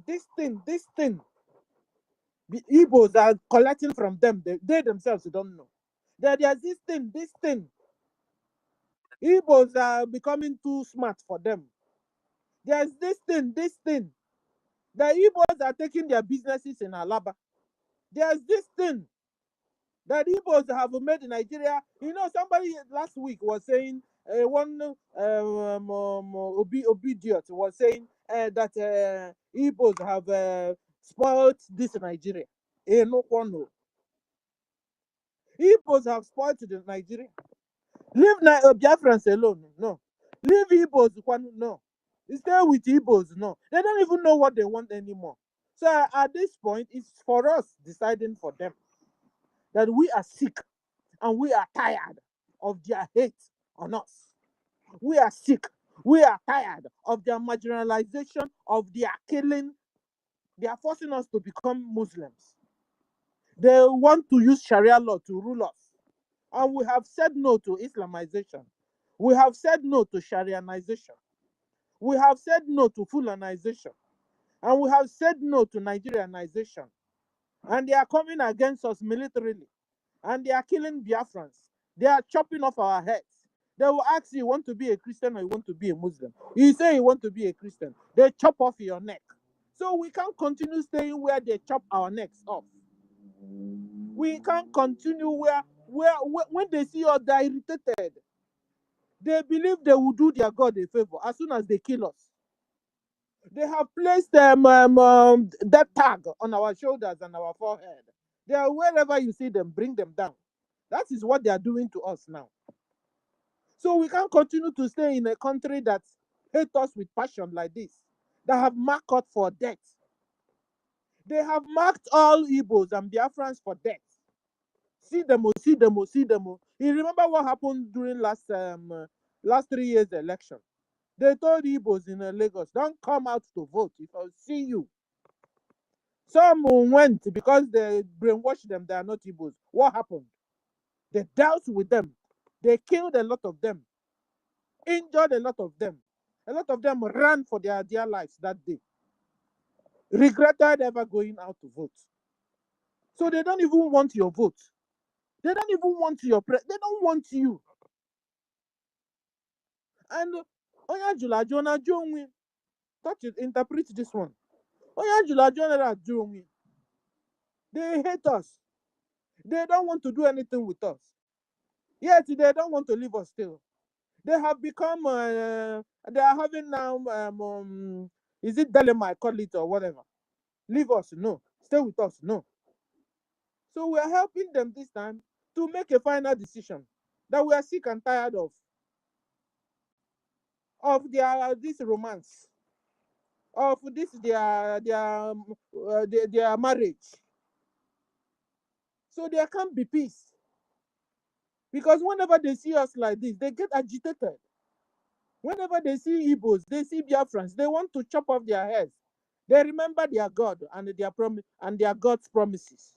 Whenever they see Igbos like this, they will remember the promises their God made them. And they want to kill. They become very aggressive. They become very violent. So the best thing is for us to separate. Maybe they can get their heads together and get their acts together. Maybe the killings will stop. Maybe the exportation of terrorism from Nigeria to other African countries and to the West will stop. Because as soon as we move, who will be their checkmate? We will stop their menace.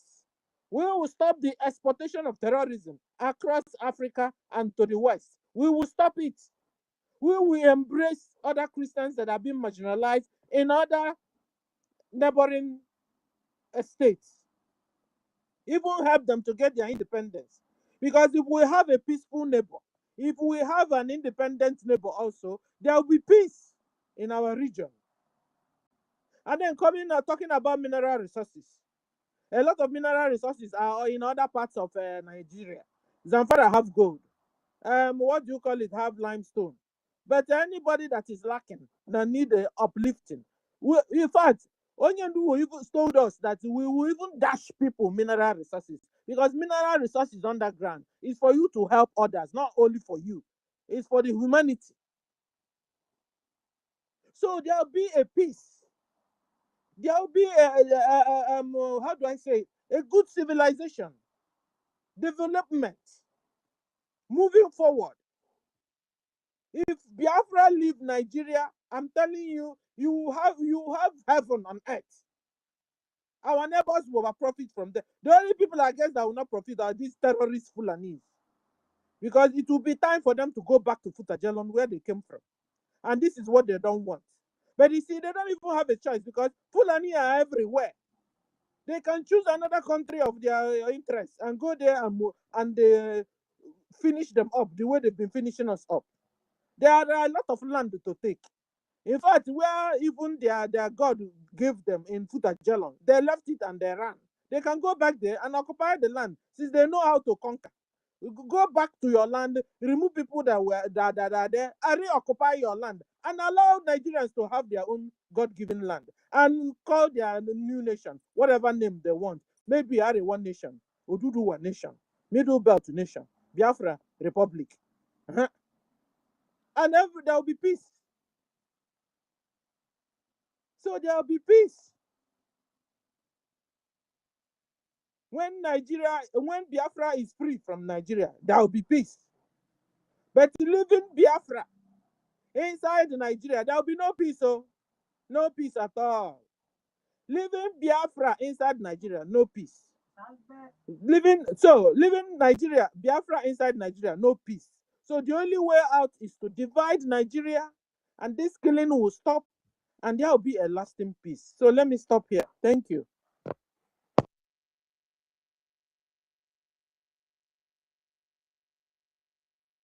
Ekamdo, our senior citizen.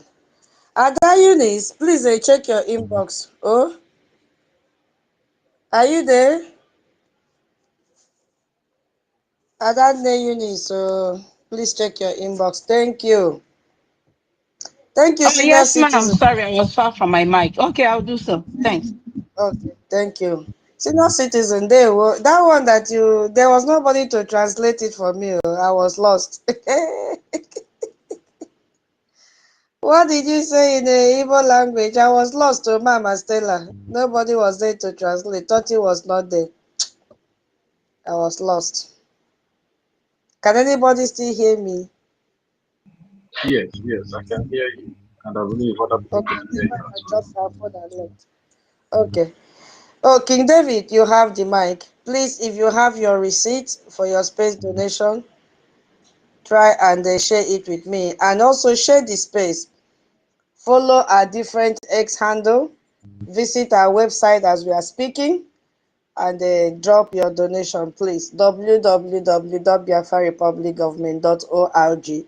Your IOU is also available if you have give it to us. GoFundMe is there. We have all these platforms or pathways that we use to generate money. Please support your freedom. Thank you, King David. You have the mic. Ada, sorry, maybe Thank she you wants. so much, our Wait, sister. please. Don't be angry. Ada Eunice, your hand is up. Oh, yeah, just a quick one. Yeah, thank you. I saw your message. I will give 20,000 AJ for this space, and I would want to encourage everyone, please. We have a new channel, like Adiara said. Please, it wouldn't take you anything. Just go and click subscribe, please. We need to build our VOB channel. Thank you. God bless you. Hey, yo. Hey. Thank you so much for your donation. Let me put down your name. Thank you. God bless you, my sister. King David, you have the mic. You are down again. King David, are you there? Oh my God. Internet has kicked him out. Okay, let me bring you up again. King David, can you hear me? Yes, I can hear you. Please go ahead before I call what.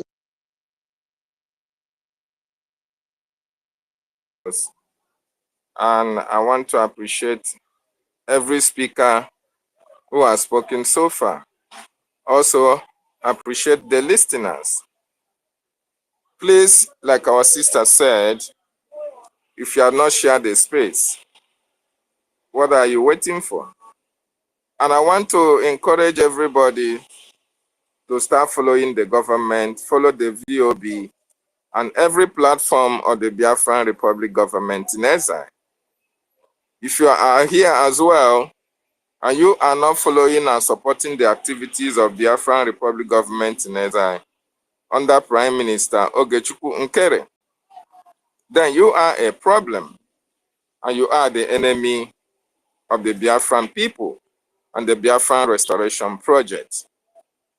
If you are also here and you are part of those who are sharing propagandas against this government, you are not a truthful Biafran, you don't need Biafra, and you don't support Biafra. Rather, you are a propagandist. You are among those that NNAMDI KANU said, when the time comes, a lot of you will be bought.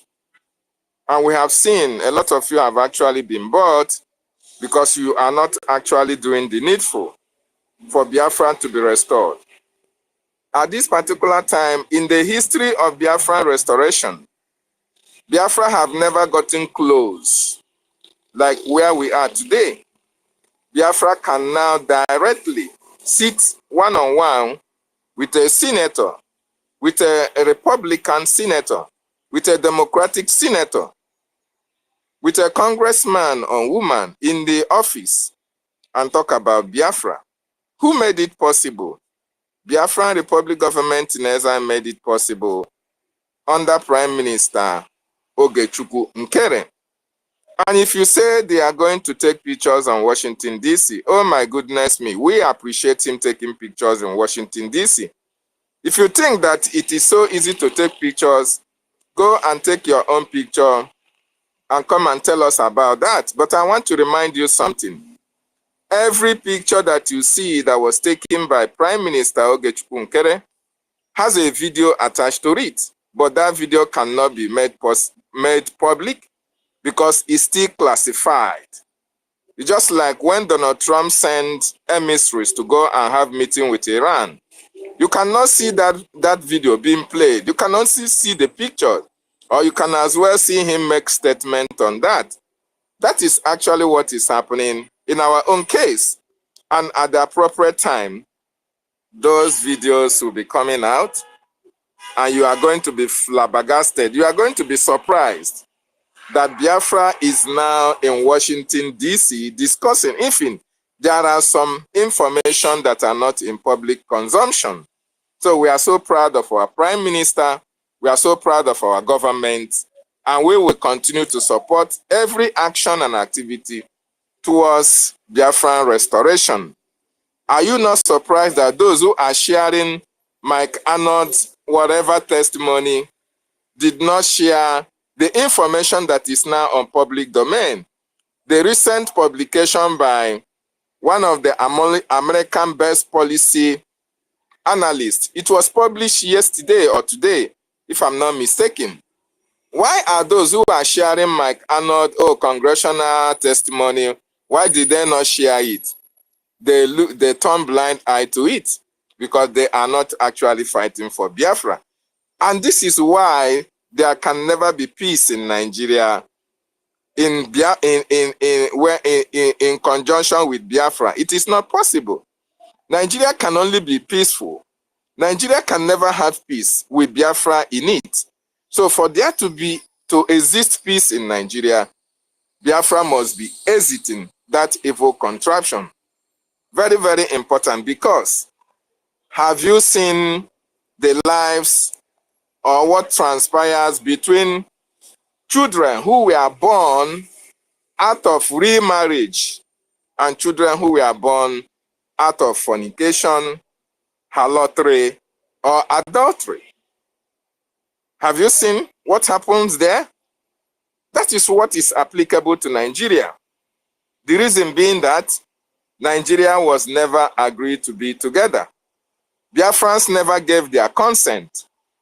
Biafrans never agreed to be lumped in together with a terrorist country.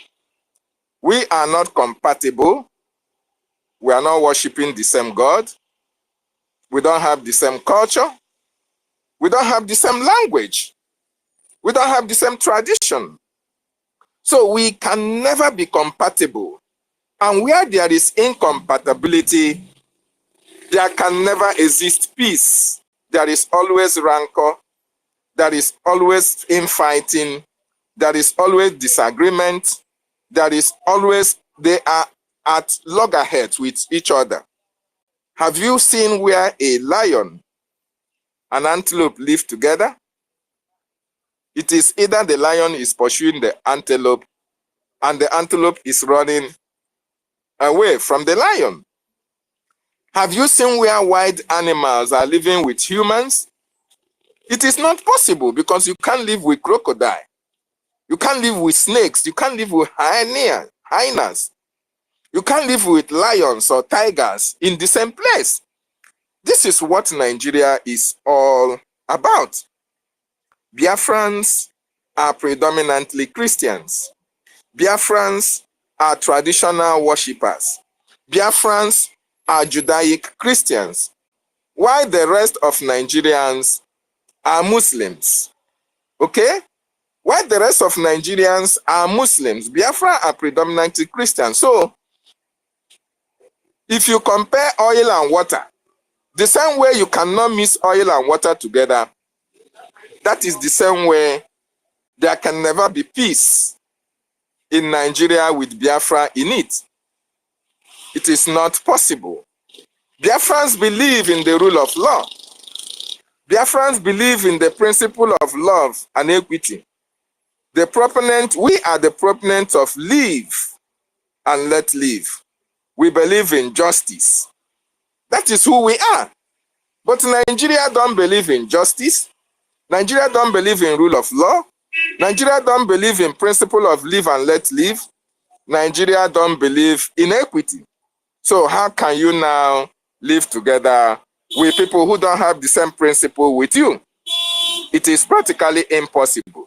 So the only way that there can exist peace in that region is for Biafra to exit that evil contraption. We are not pedophilic in nature. You see how Biafrans do their tradition. When we go to a stage of getting married, we go to the spouses and to the grooms or the bride's father and family. We pay the dowry. We take the woman. We have to be in agreement. But in the case of Nigerians who are mostly pedophilic in nature, the Fulanis, and their likes. They take the women by force, even at tender age as 6, 7, 8. And an old man of 60 years will be forcing himself on a little child or children of 6 years old.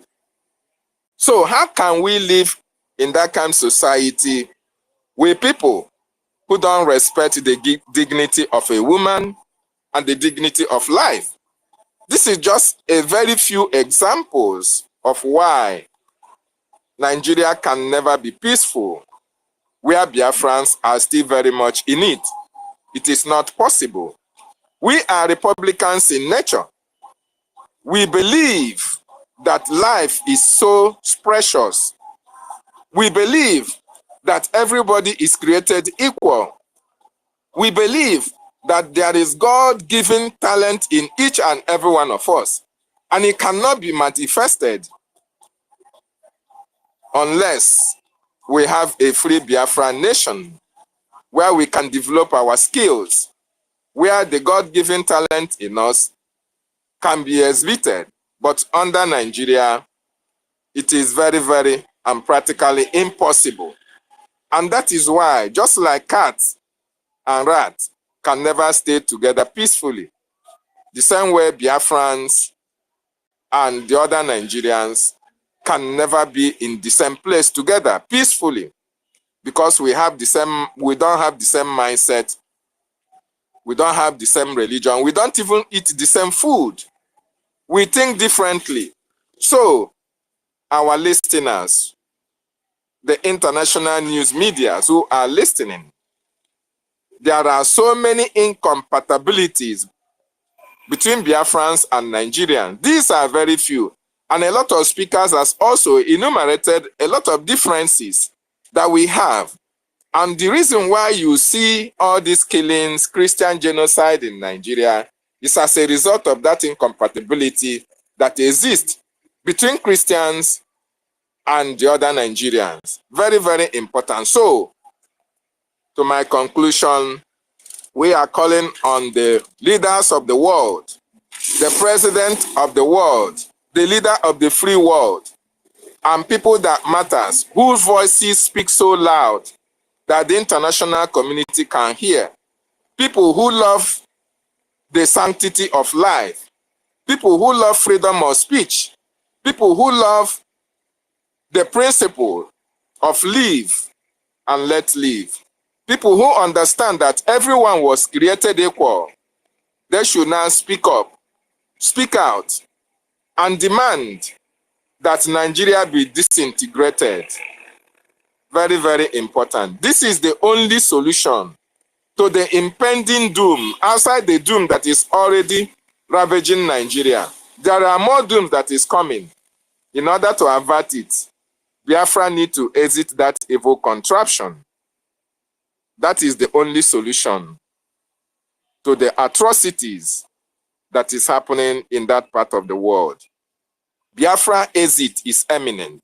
And we are also using this opportunity to call on fellow Biafrans who are sitting on the fence, who are waiting for our leaders to be out before they can join and support their freedom.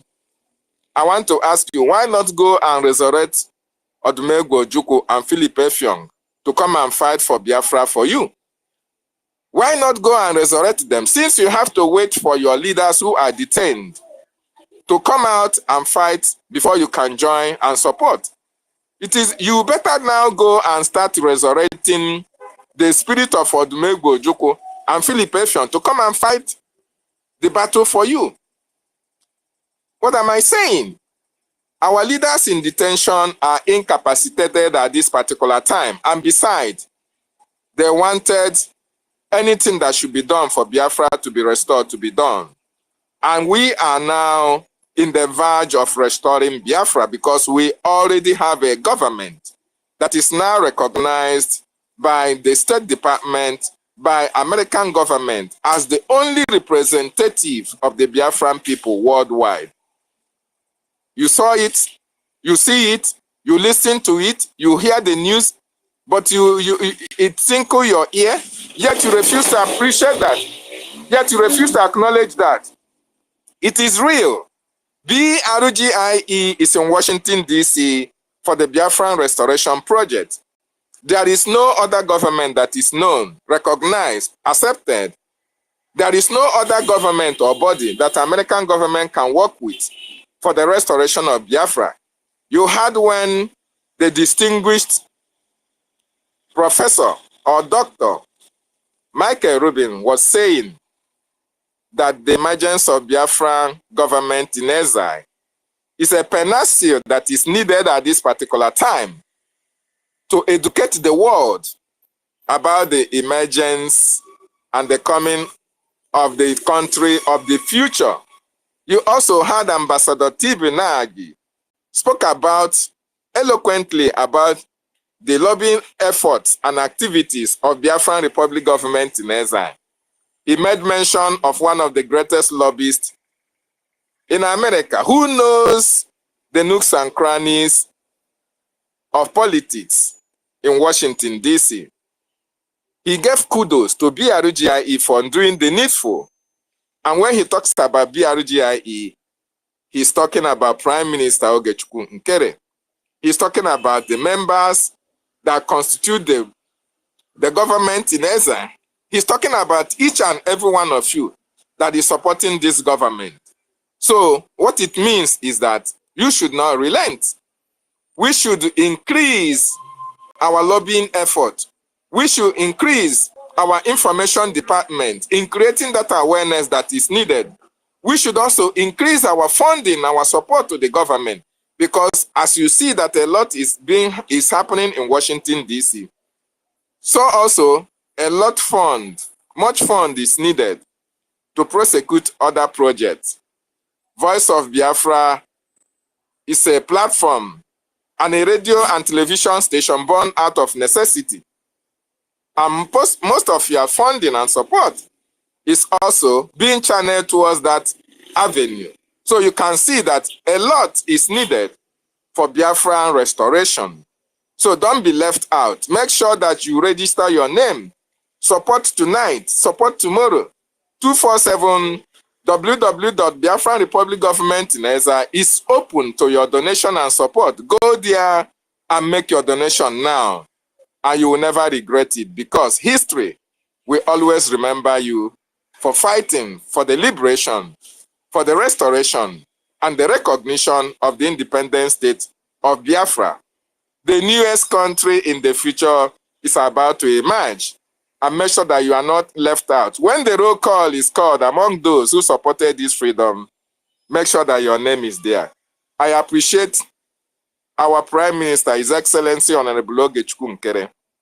Please go to Washington, D.C., take more pictures so that we will be able to publish it online, so that the enemies will continue to knock their head, to hit their head on the wall. We care not, because we are focused on our restoration.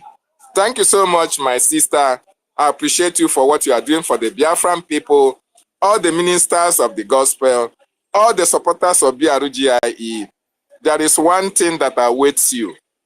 Blessings upon blessings upon blessings from the land of our ancestors and from those who paid the ultimate price. Remember what they told you before they died at Emene and Aba High School.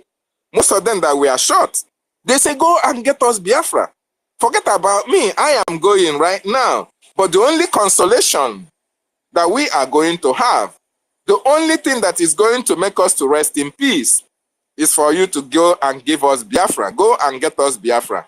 So as you are fighting for Biafran restoration, I want you to know that the angels of Biafra, the gallant men and women who pay the ultimate price, are watching you from the world beyond, and they form a protective shield for you and your family. And you can never regret every penny, every eje and ejemma that you donated for the restoration of Biafra. And thank you for giving me this opportunity. I yield my mic.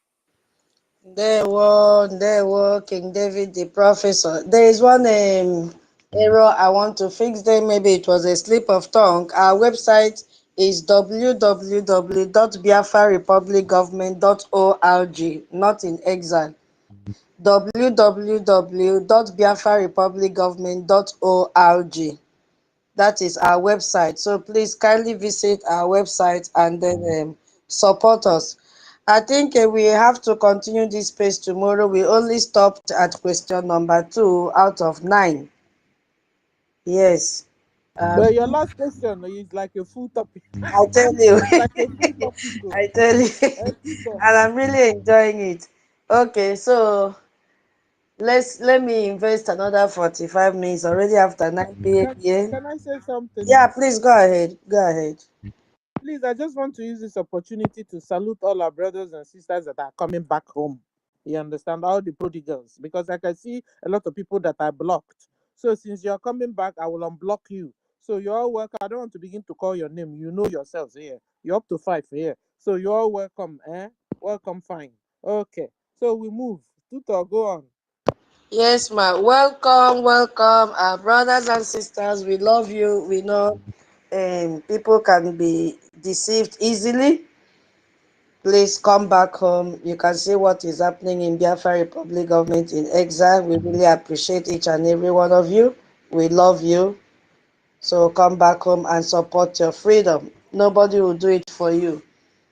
You can see what is trending. Some people have gone to pay rent again in Washington, D.C., and they will plant flag and say they are doing a Remembrance Day.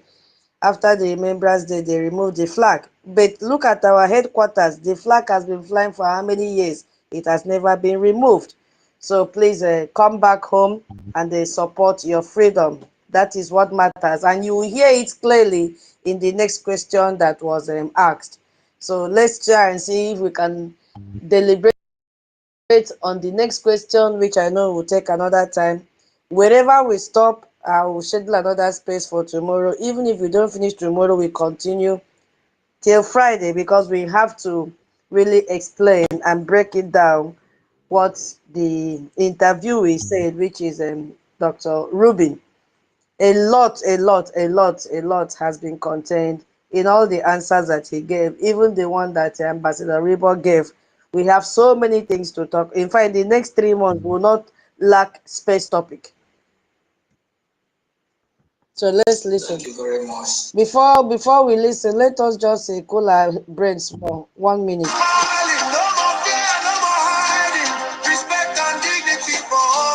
Every citizen standing tall, free education, university, healthcare for every community. No more that, because no more life go better for everybody. Biafra now our only hope. Biafra now our only hope. Stand up now, make the claim. Biafra now. Yes, David. Yeah. Hello. Yes, we can hear you. I just want to chip in something. Can I go ahead? Okay. Yes, thank you so much. You just made a statement that some people won't come back. We say welcome, welcome, welcome. How did you ascertain that they are back? Did they share the space, or is it by just seeing them on this platform? Because most of them come here, they don't even give a damn of whether you see them or you don't see them. The only way you can ascertain that is we don't expect them to speak, but at least share our space. Because a lot of them are confessing, but because of Imanagodu, Akahano Nenu, because of pride, they cannot actually come to speak. So how did you ascertain that they are back? That's just what I want to say. Thank you. Can I answer Those you? are the followers of Mama Stella, so she knows them. And yeah, Mama, go ahead. Yeah, you see, but even the people that don't know God told us that they are prodigals. That they don't know God, they don't understand forgiveness. They told us that they are prodigal sons, so that we should forgive them.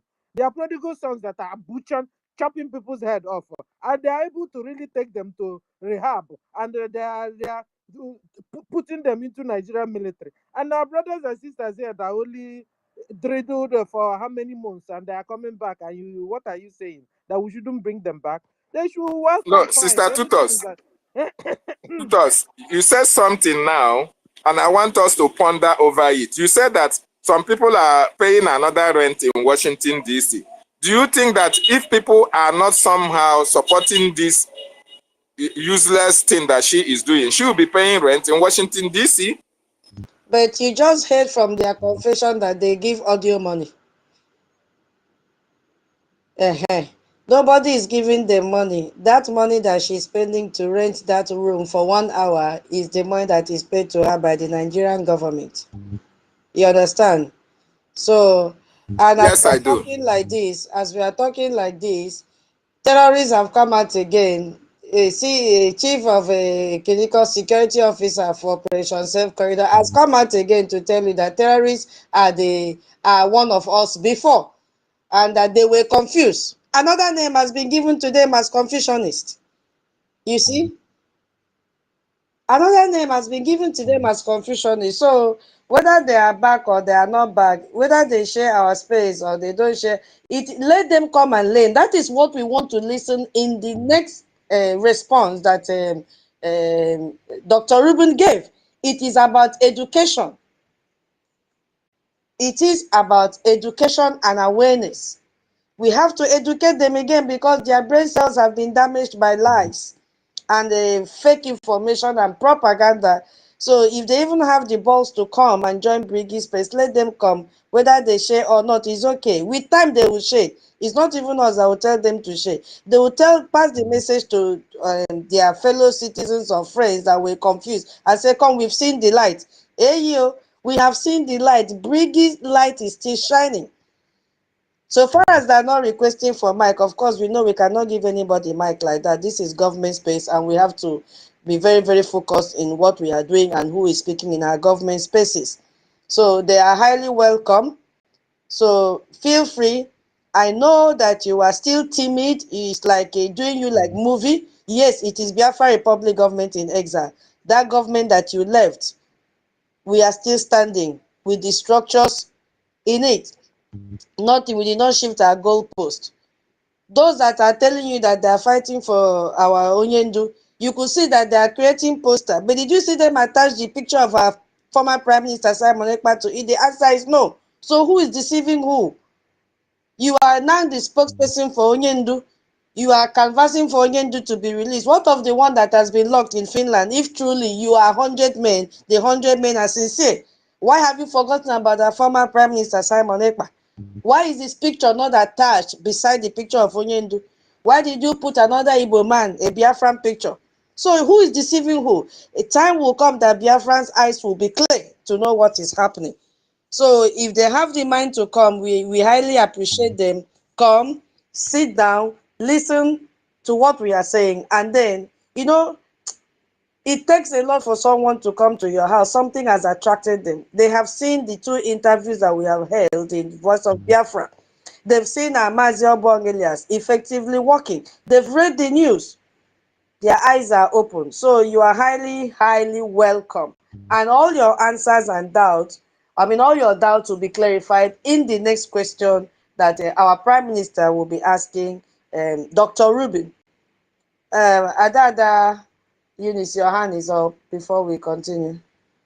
So, Professor David, hey. Yeah, and then a quick one. There was something I forgot to say. I'm sorry.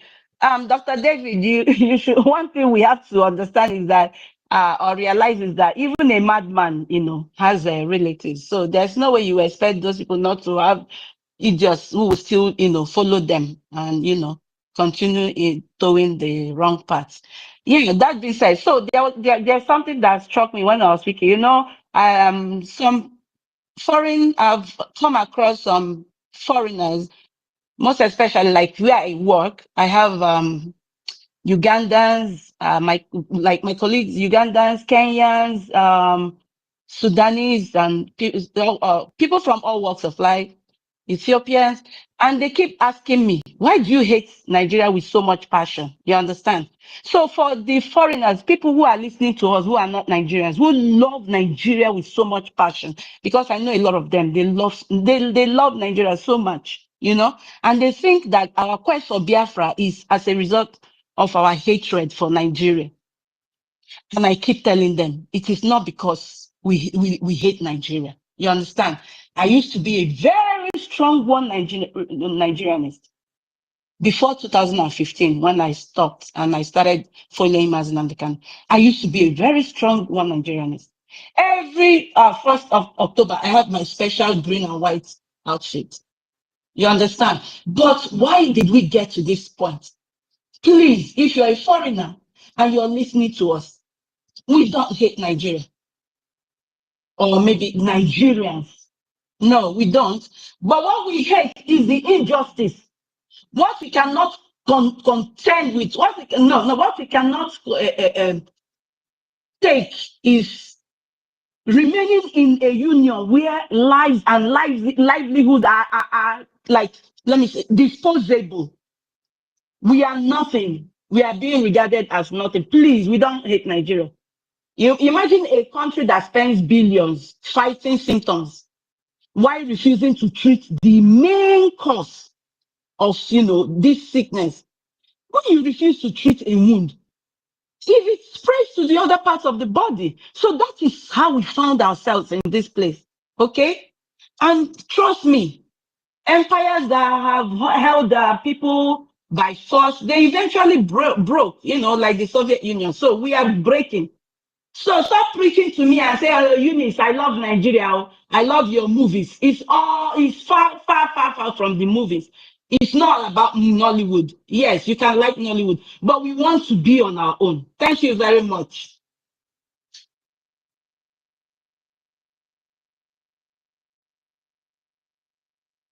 Yeah, so we want to be on our own because we have suffered enough in the hands of the same Nigerians. You understand? It's them that hate us. They hate us and they are pretending. And they are telling the whole world that they love us. No, it's them that are killing us. From 1967 to date, they have killed well over 20 million Biafrans in the altar of leaving Nigeria still as one. You understand? So it's they, the Nigeria, that hate us. They are killing us every day like chicken. And they are forcing us to be converted to Islam, though that we don't want to. They know what we want. Before we asked of a restructuring, they refused. In fact, the now vice president said restructuring his foot, that he's not interested of restructuring Nigeria. So if they're not interested of restructuring Nigeria, why are we, who is now loving Nigeria more than we that are wearing the shoe that know where it pins us? You understand, Eunice? So that's the truth Yeah, about it. we are even far gone beyond restructuring. Our freedom is not negotiable. I know some people, when we say this thing, they laugh at us, but it's not never negotiable. A forced union cannot work. It's a time bomb. We can't. We can't.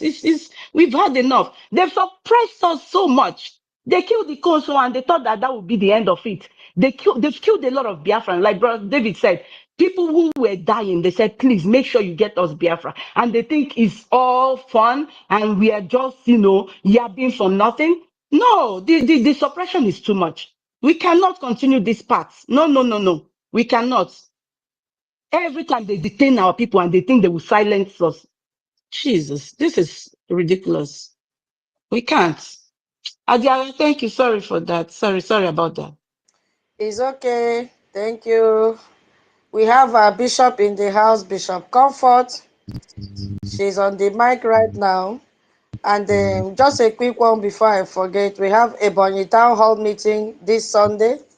No, yeah, this Sunday, 10th of May, 2026, 7 p.m. Biafra time. If you are from Ebonyi, all of us, this town hall is for everyone. Please get prepared to attend the town hall meeting. Our minister, original Thank you. bishop, you have the Hello, hello, hello. well. I greet every one of you in the name of Jesus Christ. What people are doing is very good. I don't want to repeat what everybody has said. The only point is that the prodigals are coming back. All we have to do is welcome them with wisdom. People have preached, people have talked enough that God will give you the eyes to spot those that have come genuinely or not. As far as Biafra is concerned, we are gone. We are gone. Biafra is here. There's no going back. What are we going back for? What about the ones that died, millions that died, as Stella and all of you are saying? We are not going back. No matter what they preach, we're not going back. No matter how many they kill, we're not going back. Nandi said that they will kill and kill. One man will remain, and that one man will fight for Biafra. We have come a long way. We've come a long way. They are going from one country to another, trying to buy them, try to give them money. Look at Turkey, going to buy Turkey to come and establish a department in our land. The China now, I don't know, the China have realized now that Biafra is here. So they are trying to take all their investment away from Nigeria. So with all this happening, the world knows that we are not going back. The world is watching the case of NNAMDI KANU and the Simon Ekpa. The world is watching. It is time. It is time, and we are getting there. There's no doubt about it. So I encourage every one of you on space to continue. We are not giving up. That's our story. Nigeria has got the message. They don't know how to take it. They are stubborn. Fulanis are very, very stubborn. But we are going to tell them that Igbos are stubborn because we want to take what belongs to us. Biafra said the oldest country in the world. They want to take it. We want to take what belongs to us, and there's no sin in getting what belongs to us back, no matter what to do. Every day they are killing. Every day they are killing. The way they butcher us is so hurtful. The one I saw is so hurtful.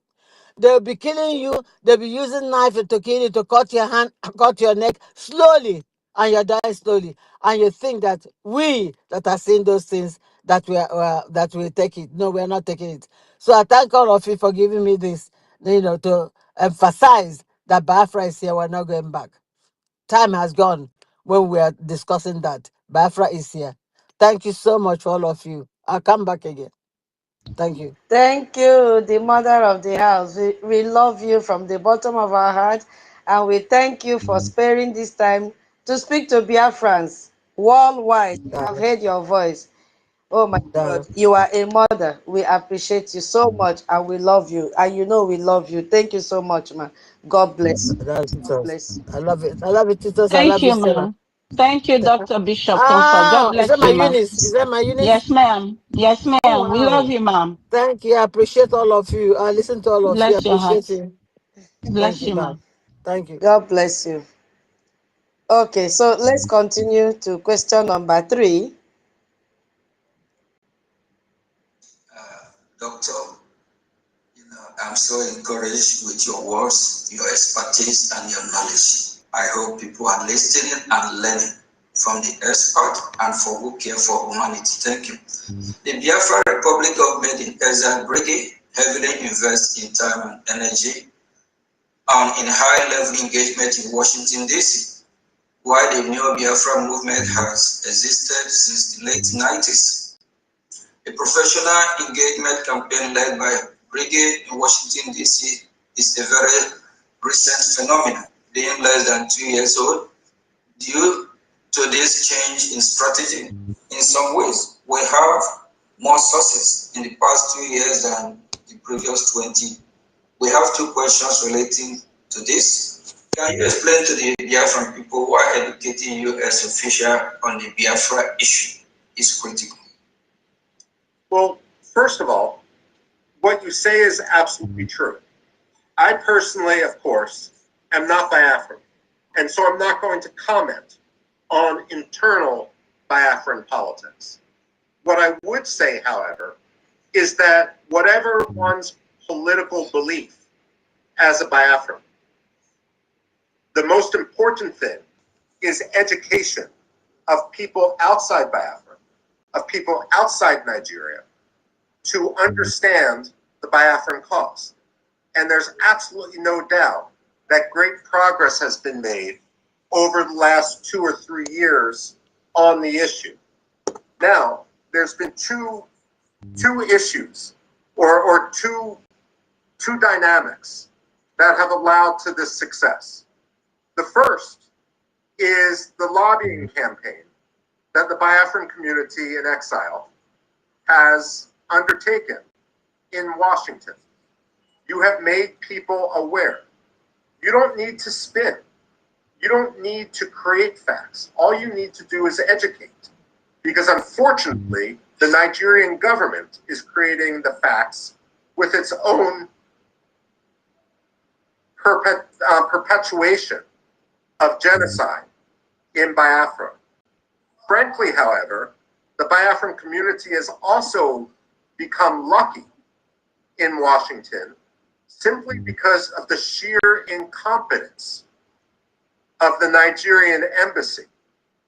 The fact of the matter is, there is not an embassy more lazy in Washington, D.C. than the Nigerian embassy. Even when I talk to State Department officials who do not necessarily agree with the idea of an independent Biafran state, they will acknowledge that the reason why the Biafran cause has sunk such deep roots now in Washington, D.C. is not only because of the lobbying efforts, but also because the Nigerian government has not managed to contradict or explain any of the assertions made by the Biafran community or its own Nigerian actions. So the fact of the matter is, you have had great success. And the reason why this is important is because genocide happens in the dark. When you shine a light on the slaughter of Christians in villages and towns in Biafra, then their deaths are not in vain. There is accountability. We can look at any number of episodes. Kosovo in 1999 with Bill Clinton, or more recently, the military action in Iran. And we can recognize the importance of understanding how the slaughter of a country's own people led to intervention. And so, in the case of Nigeria, while no one is talking about intervention right now, the fact of the matter is people are talking about sanctions against Nigeria. And frankly, the Biafran case for independence is going to become even more important as an element of U.S. national security, as a U.S. interest. If the government in Mali falls, then we are going to refocus on the problem of jihadism, of Al-Qaeda, of Islamic extremism, of the Islamic State in West Africa. And while, of course, Mali and Nigeria do not share a direct border, the fact of the matter is that if Mali becomes a safe haven for Al-Qaeda, Nigeria is going to be its target. And if the Nigerian government is as incompetent and as permeated by Islamists as we've seen over the last several years, then the United States, not for reasons directly of religious freedom, but for reasons of stability and security in West Africa, will have absolutely no reason, no choice, but to recognize the state of Biafra as an independent country. Okay, we've heard that. Now let's compare. And even future military and oil deals. I mean, how seriously are these groups being taken in US policy circles?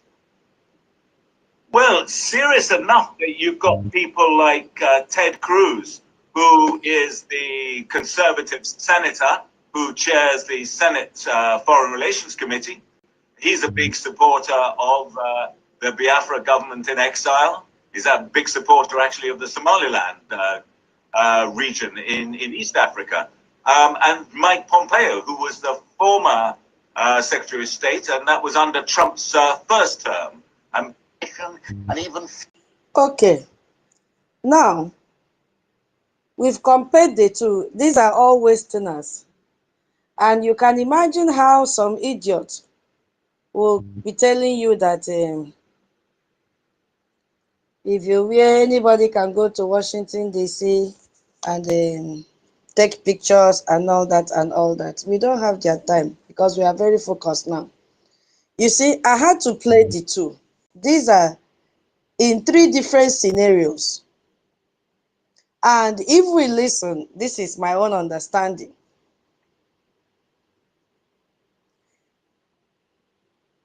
You know, Dr. Rubin is one of the most important things. Said,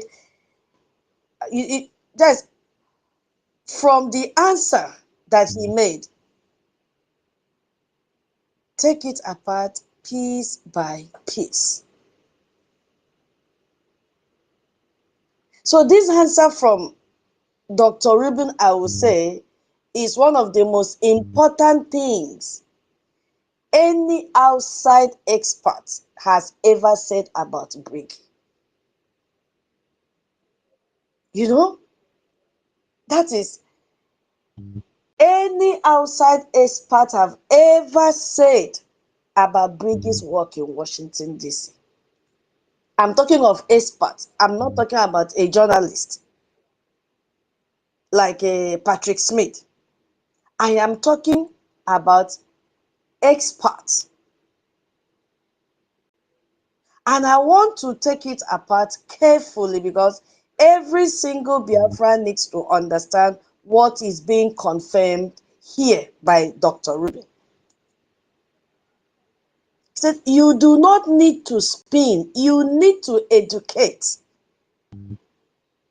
That was the first thing he said, that he's not here for internal politics. That is your problem. Because you should be sensible enough to know that your freedom is more important than in-house fighting. You should be sensible enough to know that a lot of people have died, millions of people have died, and then remain focused to get your freedom. You are not babies. Nobody is feeding you. So he said, he's not part of it. He doesn't want to talk about that because he knows. How did he know? He's observing everything that is happening in social media. All the utterances, how they, disgrace here and there, all the propaganda, and then the man will be wondering, are these people really looking for freedom? He has seen so many mad people, so many mental disordered people fighting for Biafra. And the man now said, you see, that the important thing, he did not say stop fighting. Whatever you are fighting, remember that your primary assignment is to educate people outside Biafra, not even people inside Biafra.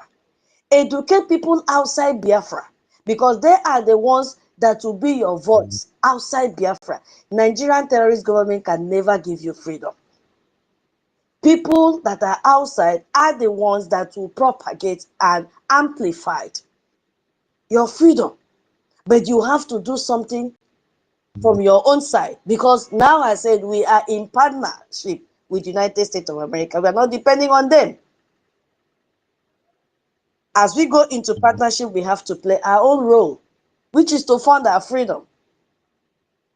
That people that are outside Biafra need to understand the Biafra cause. If you like, fight yourself, but be focused that you have an assignment to do. Very clear instruction. Fight, because you came to the world to fight. You came to the world to castigate. Fight, but you have an assignment to do. Do all the propaganda. If you like, go and wake the dead people that have died. Bring them to host program. But remember, your first assignment is to educate people outside Biafra to know about the freedom and the slaughtering and the genocide going on. He said you do not need to spin. You just need to educate. The pieces of evidence, much evidence are out there. The Nigerian government have already provided it for you. He's saying that Biafra Republic government in exile most powerful weapon is the truth that we have, not propaganda. And that is why we gather in this space every time. Even in some of our YouTube channels, everywhere, Voice of Biafra, we are there. What are we speaking? Truth, nothing more than the truth. Our lobbies are out there speaking the truth. We don't exaggerate anything. The fact about Nigeria are so damning that Biafra Republic government in exile does not need to invent anything. I don't know how somebody can be so sincere. I don't know how someone can be so transparent. What this man said is to bring out the deepest information and point it out to Biafrans. Nigerian terrorist governments have prepared the template. They've given you everything. They've given you all the evidence that you need. Just do what? Take it and educate people about your freedom. The Nigerian government is creating evidence with every massacre, every church that is burned down, every pastor, even the one I've also shared this evening that I told you, they said the terrorists were confused that they were one of them. Those are evidence that we are talking about. All the villages that have been destroyed. So Briggy's job is very simple. Bring those facts to the right people in Washington, D.C. People that have the power to act on them. And that is exactly what Biafra Republic government in exile is doing. Now, one thing struck me most in that he said, but also because the Nigerian government has not managed to contradict, did you hear that? Contradict or explain any of the assertions made by the Biafran community. They cannot counter what the assertions that we have made. All the evidence that the Biafra Republic government in exile has petitioned and submitted to the congresspersons, Nigerian terrorist government cannot counter it. They don't know. There's nothing for them to counter. The truth is out there.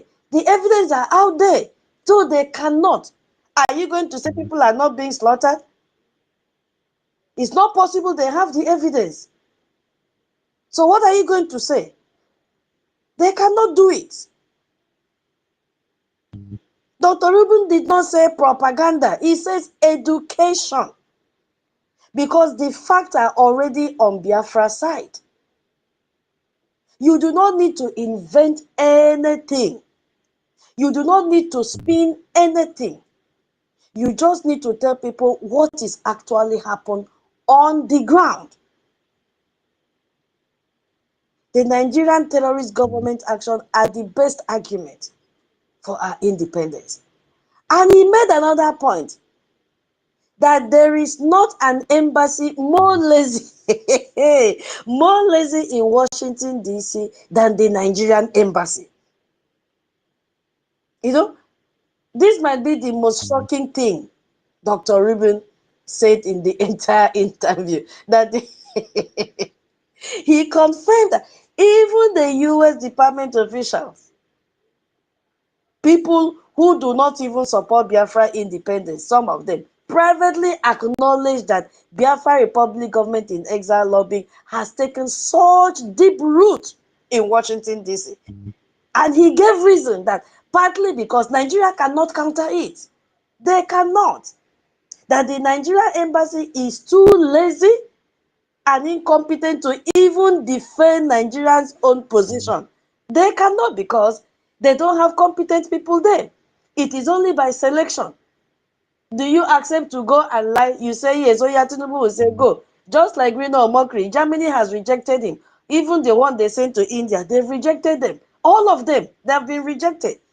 So Dr. Rubin is telling you that Nigeria embassy is the laziest embassy in the world, that they can't even speak to defend their country. That is why they had no other option than to go and hire 4 lobbying firms, because the ambassador is useless and all the staffs they are useless.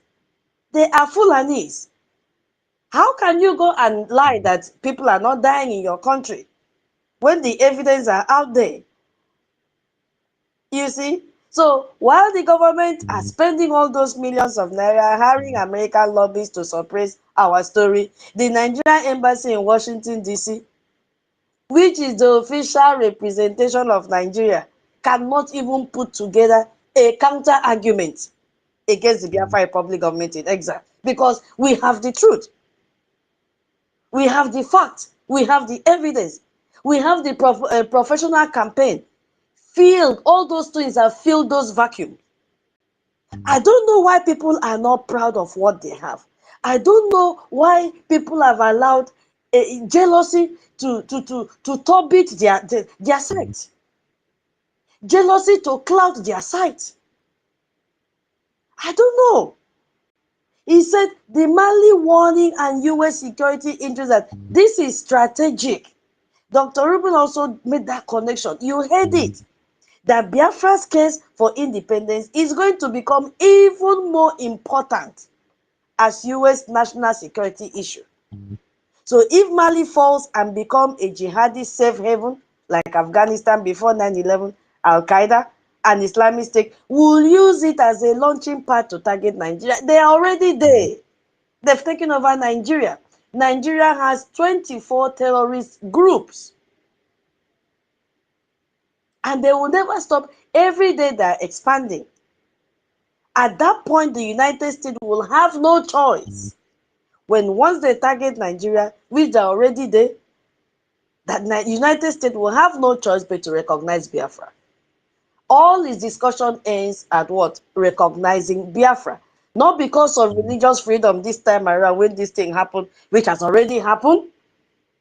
I saw a video today as they went to bury dead people that were slaughtered by the Fulanis. The Fulanis are there chasing away those the mourners. They are there with cutlass to still kill more people.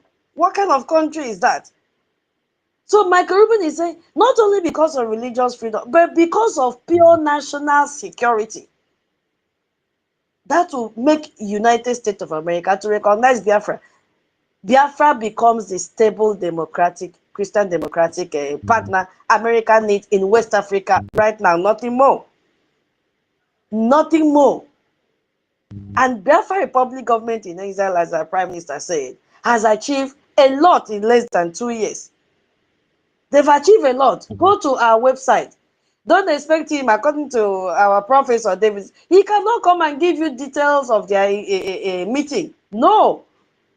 It is through the pictures that you know something is happening.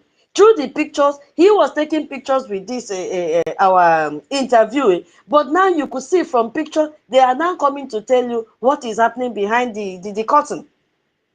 That the Biafra Republic government in exile have created awareness. They have been educating people. Are you still hearing me? So all those evidence, all those attacks that happened during Holy Week, everything has been documented and they have it. And he said, genocide happens in the dark. When you shine a light on the slaughter of Christians in villages and towns in Biafra, then their deaths are not in vain. There is accountability. That is a metaphor. Darkness represents ignorance, secrecy. When nobody is watching, killers can act without fear. And that light now represents the awareness he's talking about. That light represents the education awareness he's talking about. That light now becomes the media coverage he's talking about, the diplomatic pressure. That is the light there. And the Biafra Republic government in exile have done that. When the world is watching, killers face consequences. Biafra Republic government job is to shine a light, and they will keep on shining.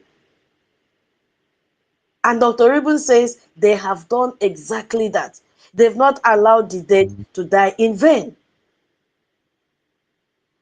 I don't know. This is the most interesting part in that interview.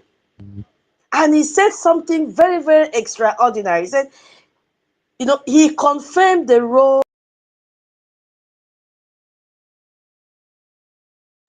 that the Biafra Republic government in exile has also become lucky simply because of the sheer incompetence.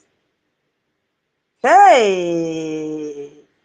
And I love the part that he said, they acknowledge the reason why the Biafran cause has sunk such deep roots. You know, our former Prime Minister used to say that Whatever mistake he does will be to the advantage of our freedom.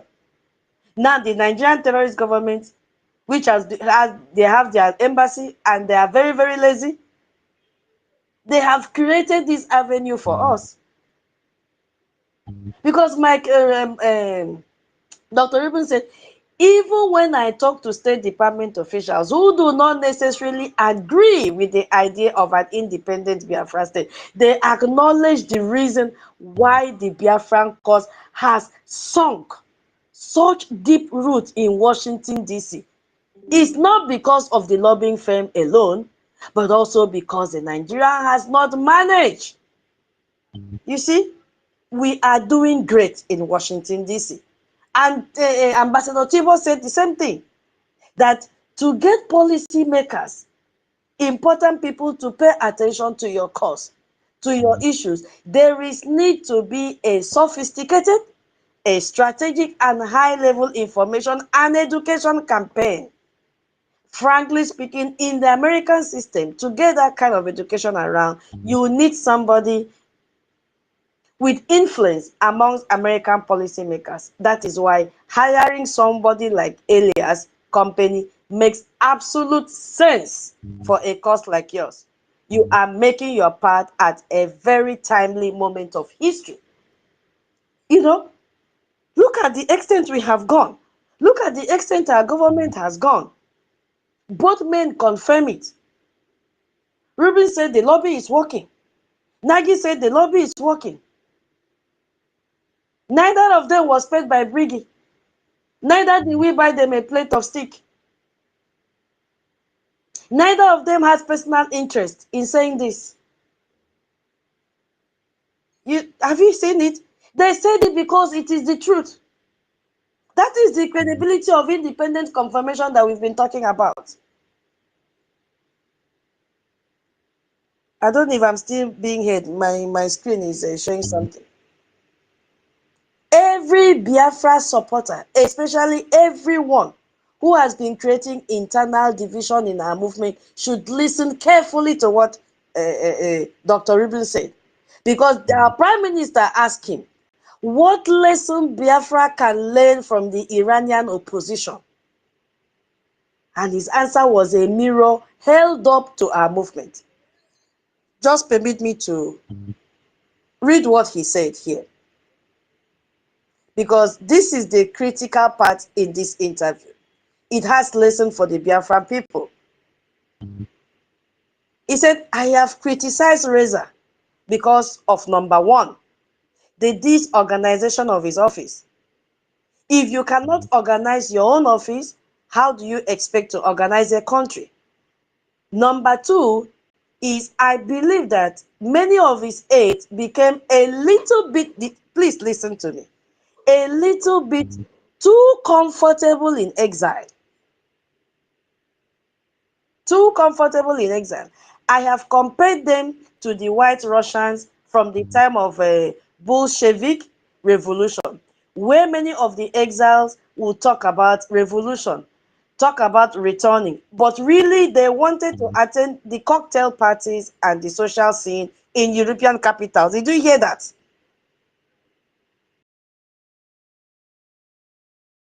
You hear that he had to destroy liberation movement, and somebody was saying that they are not in movement.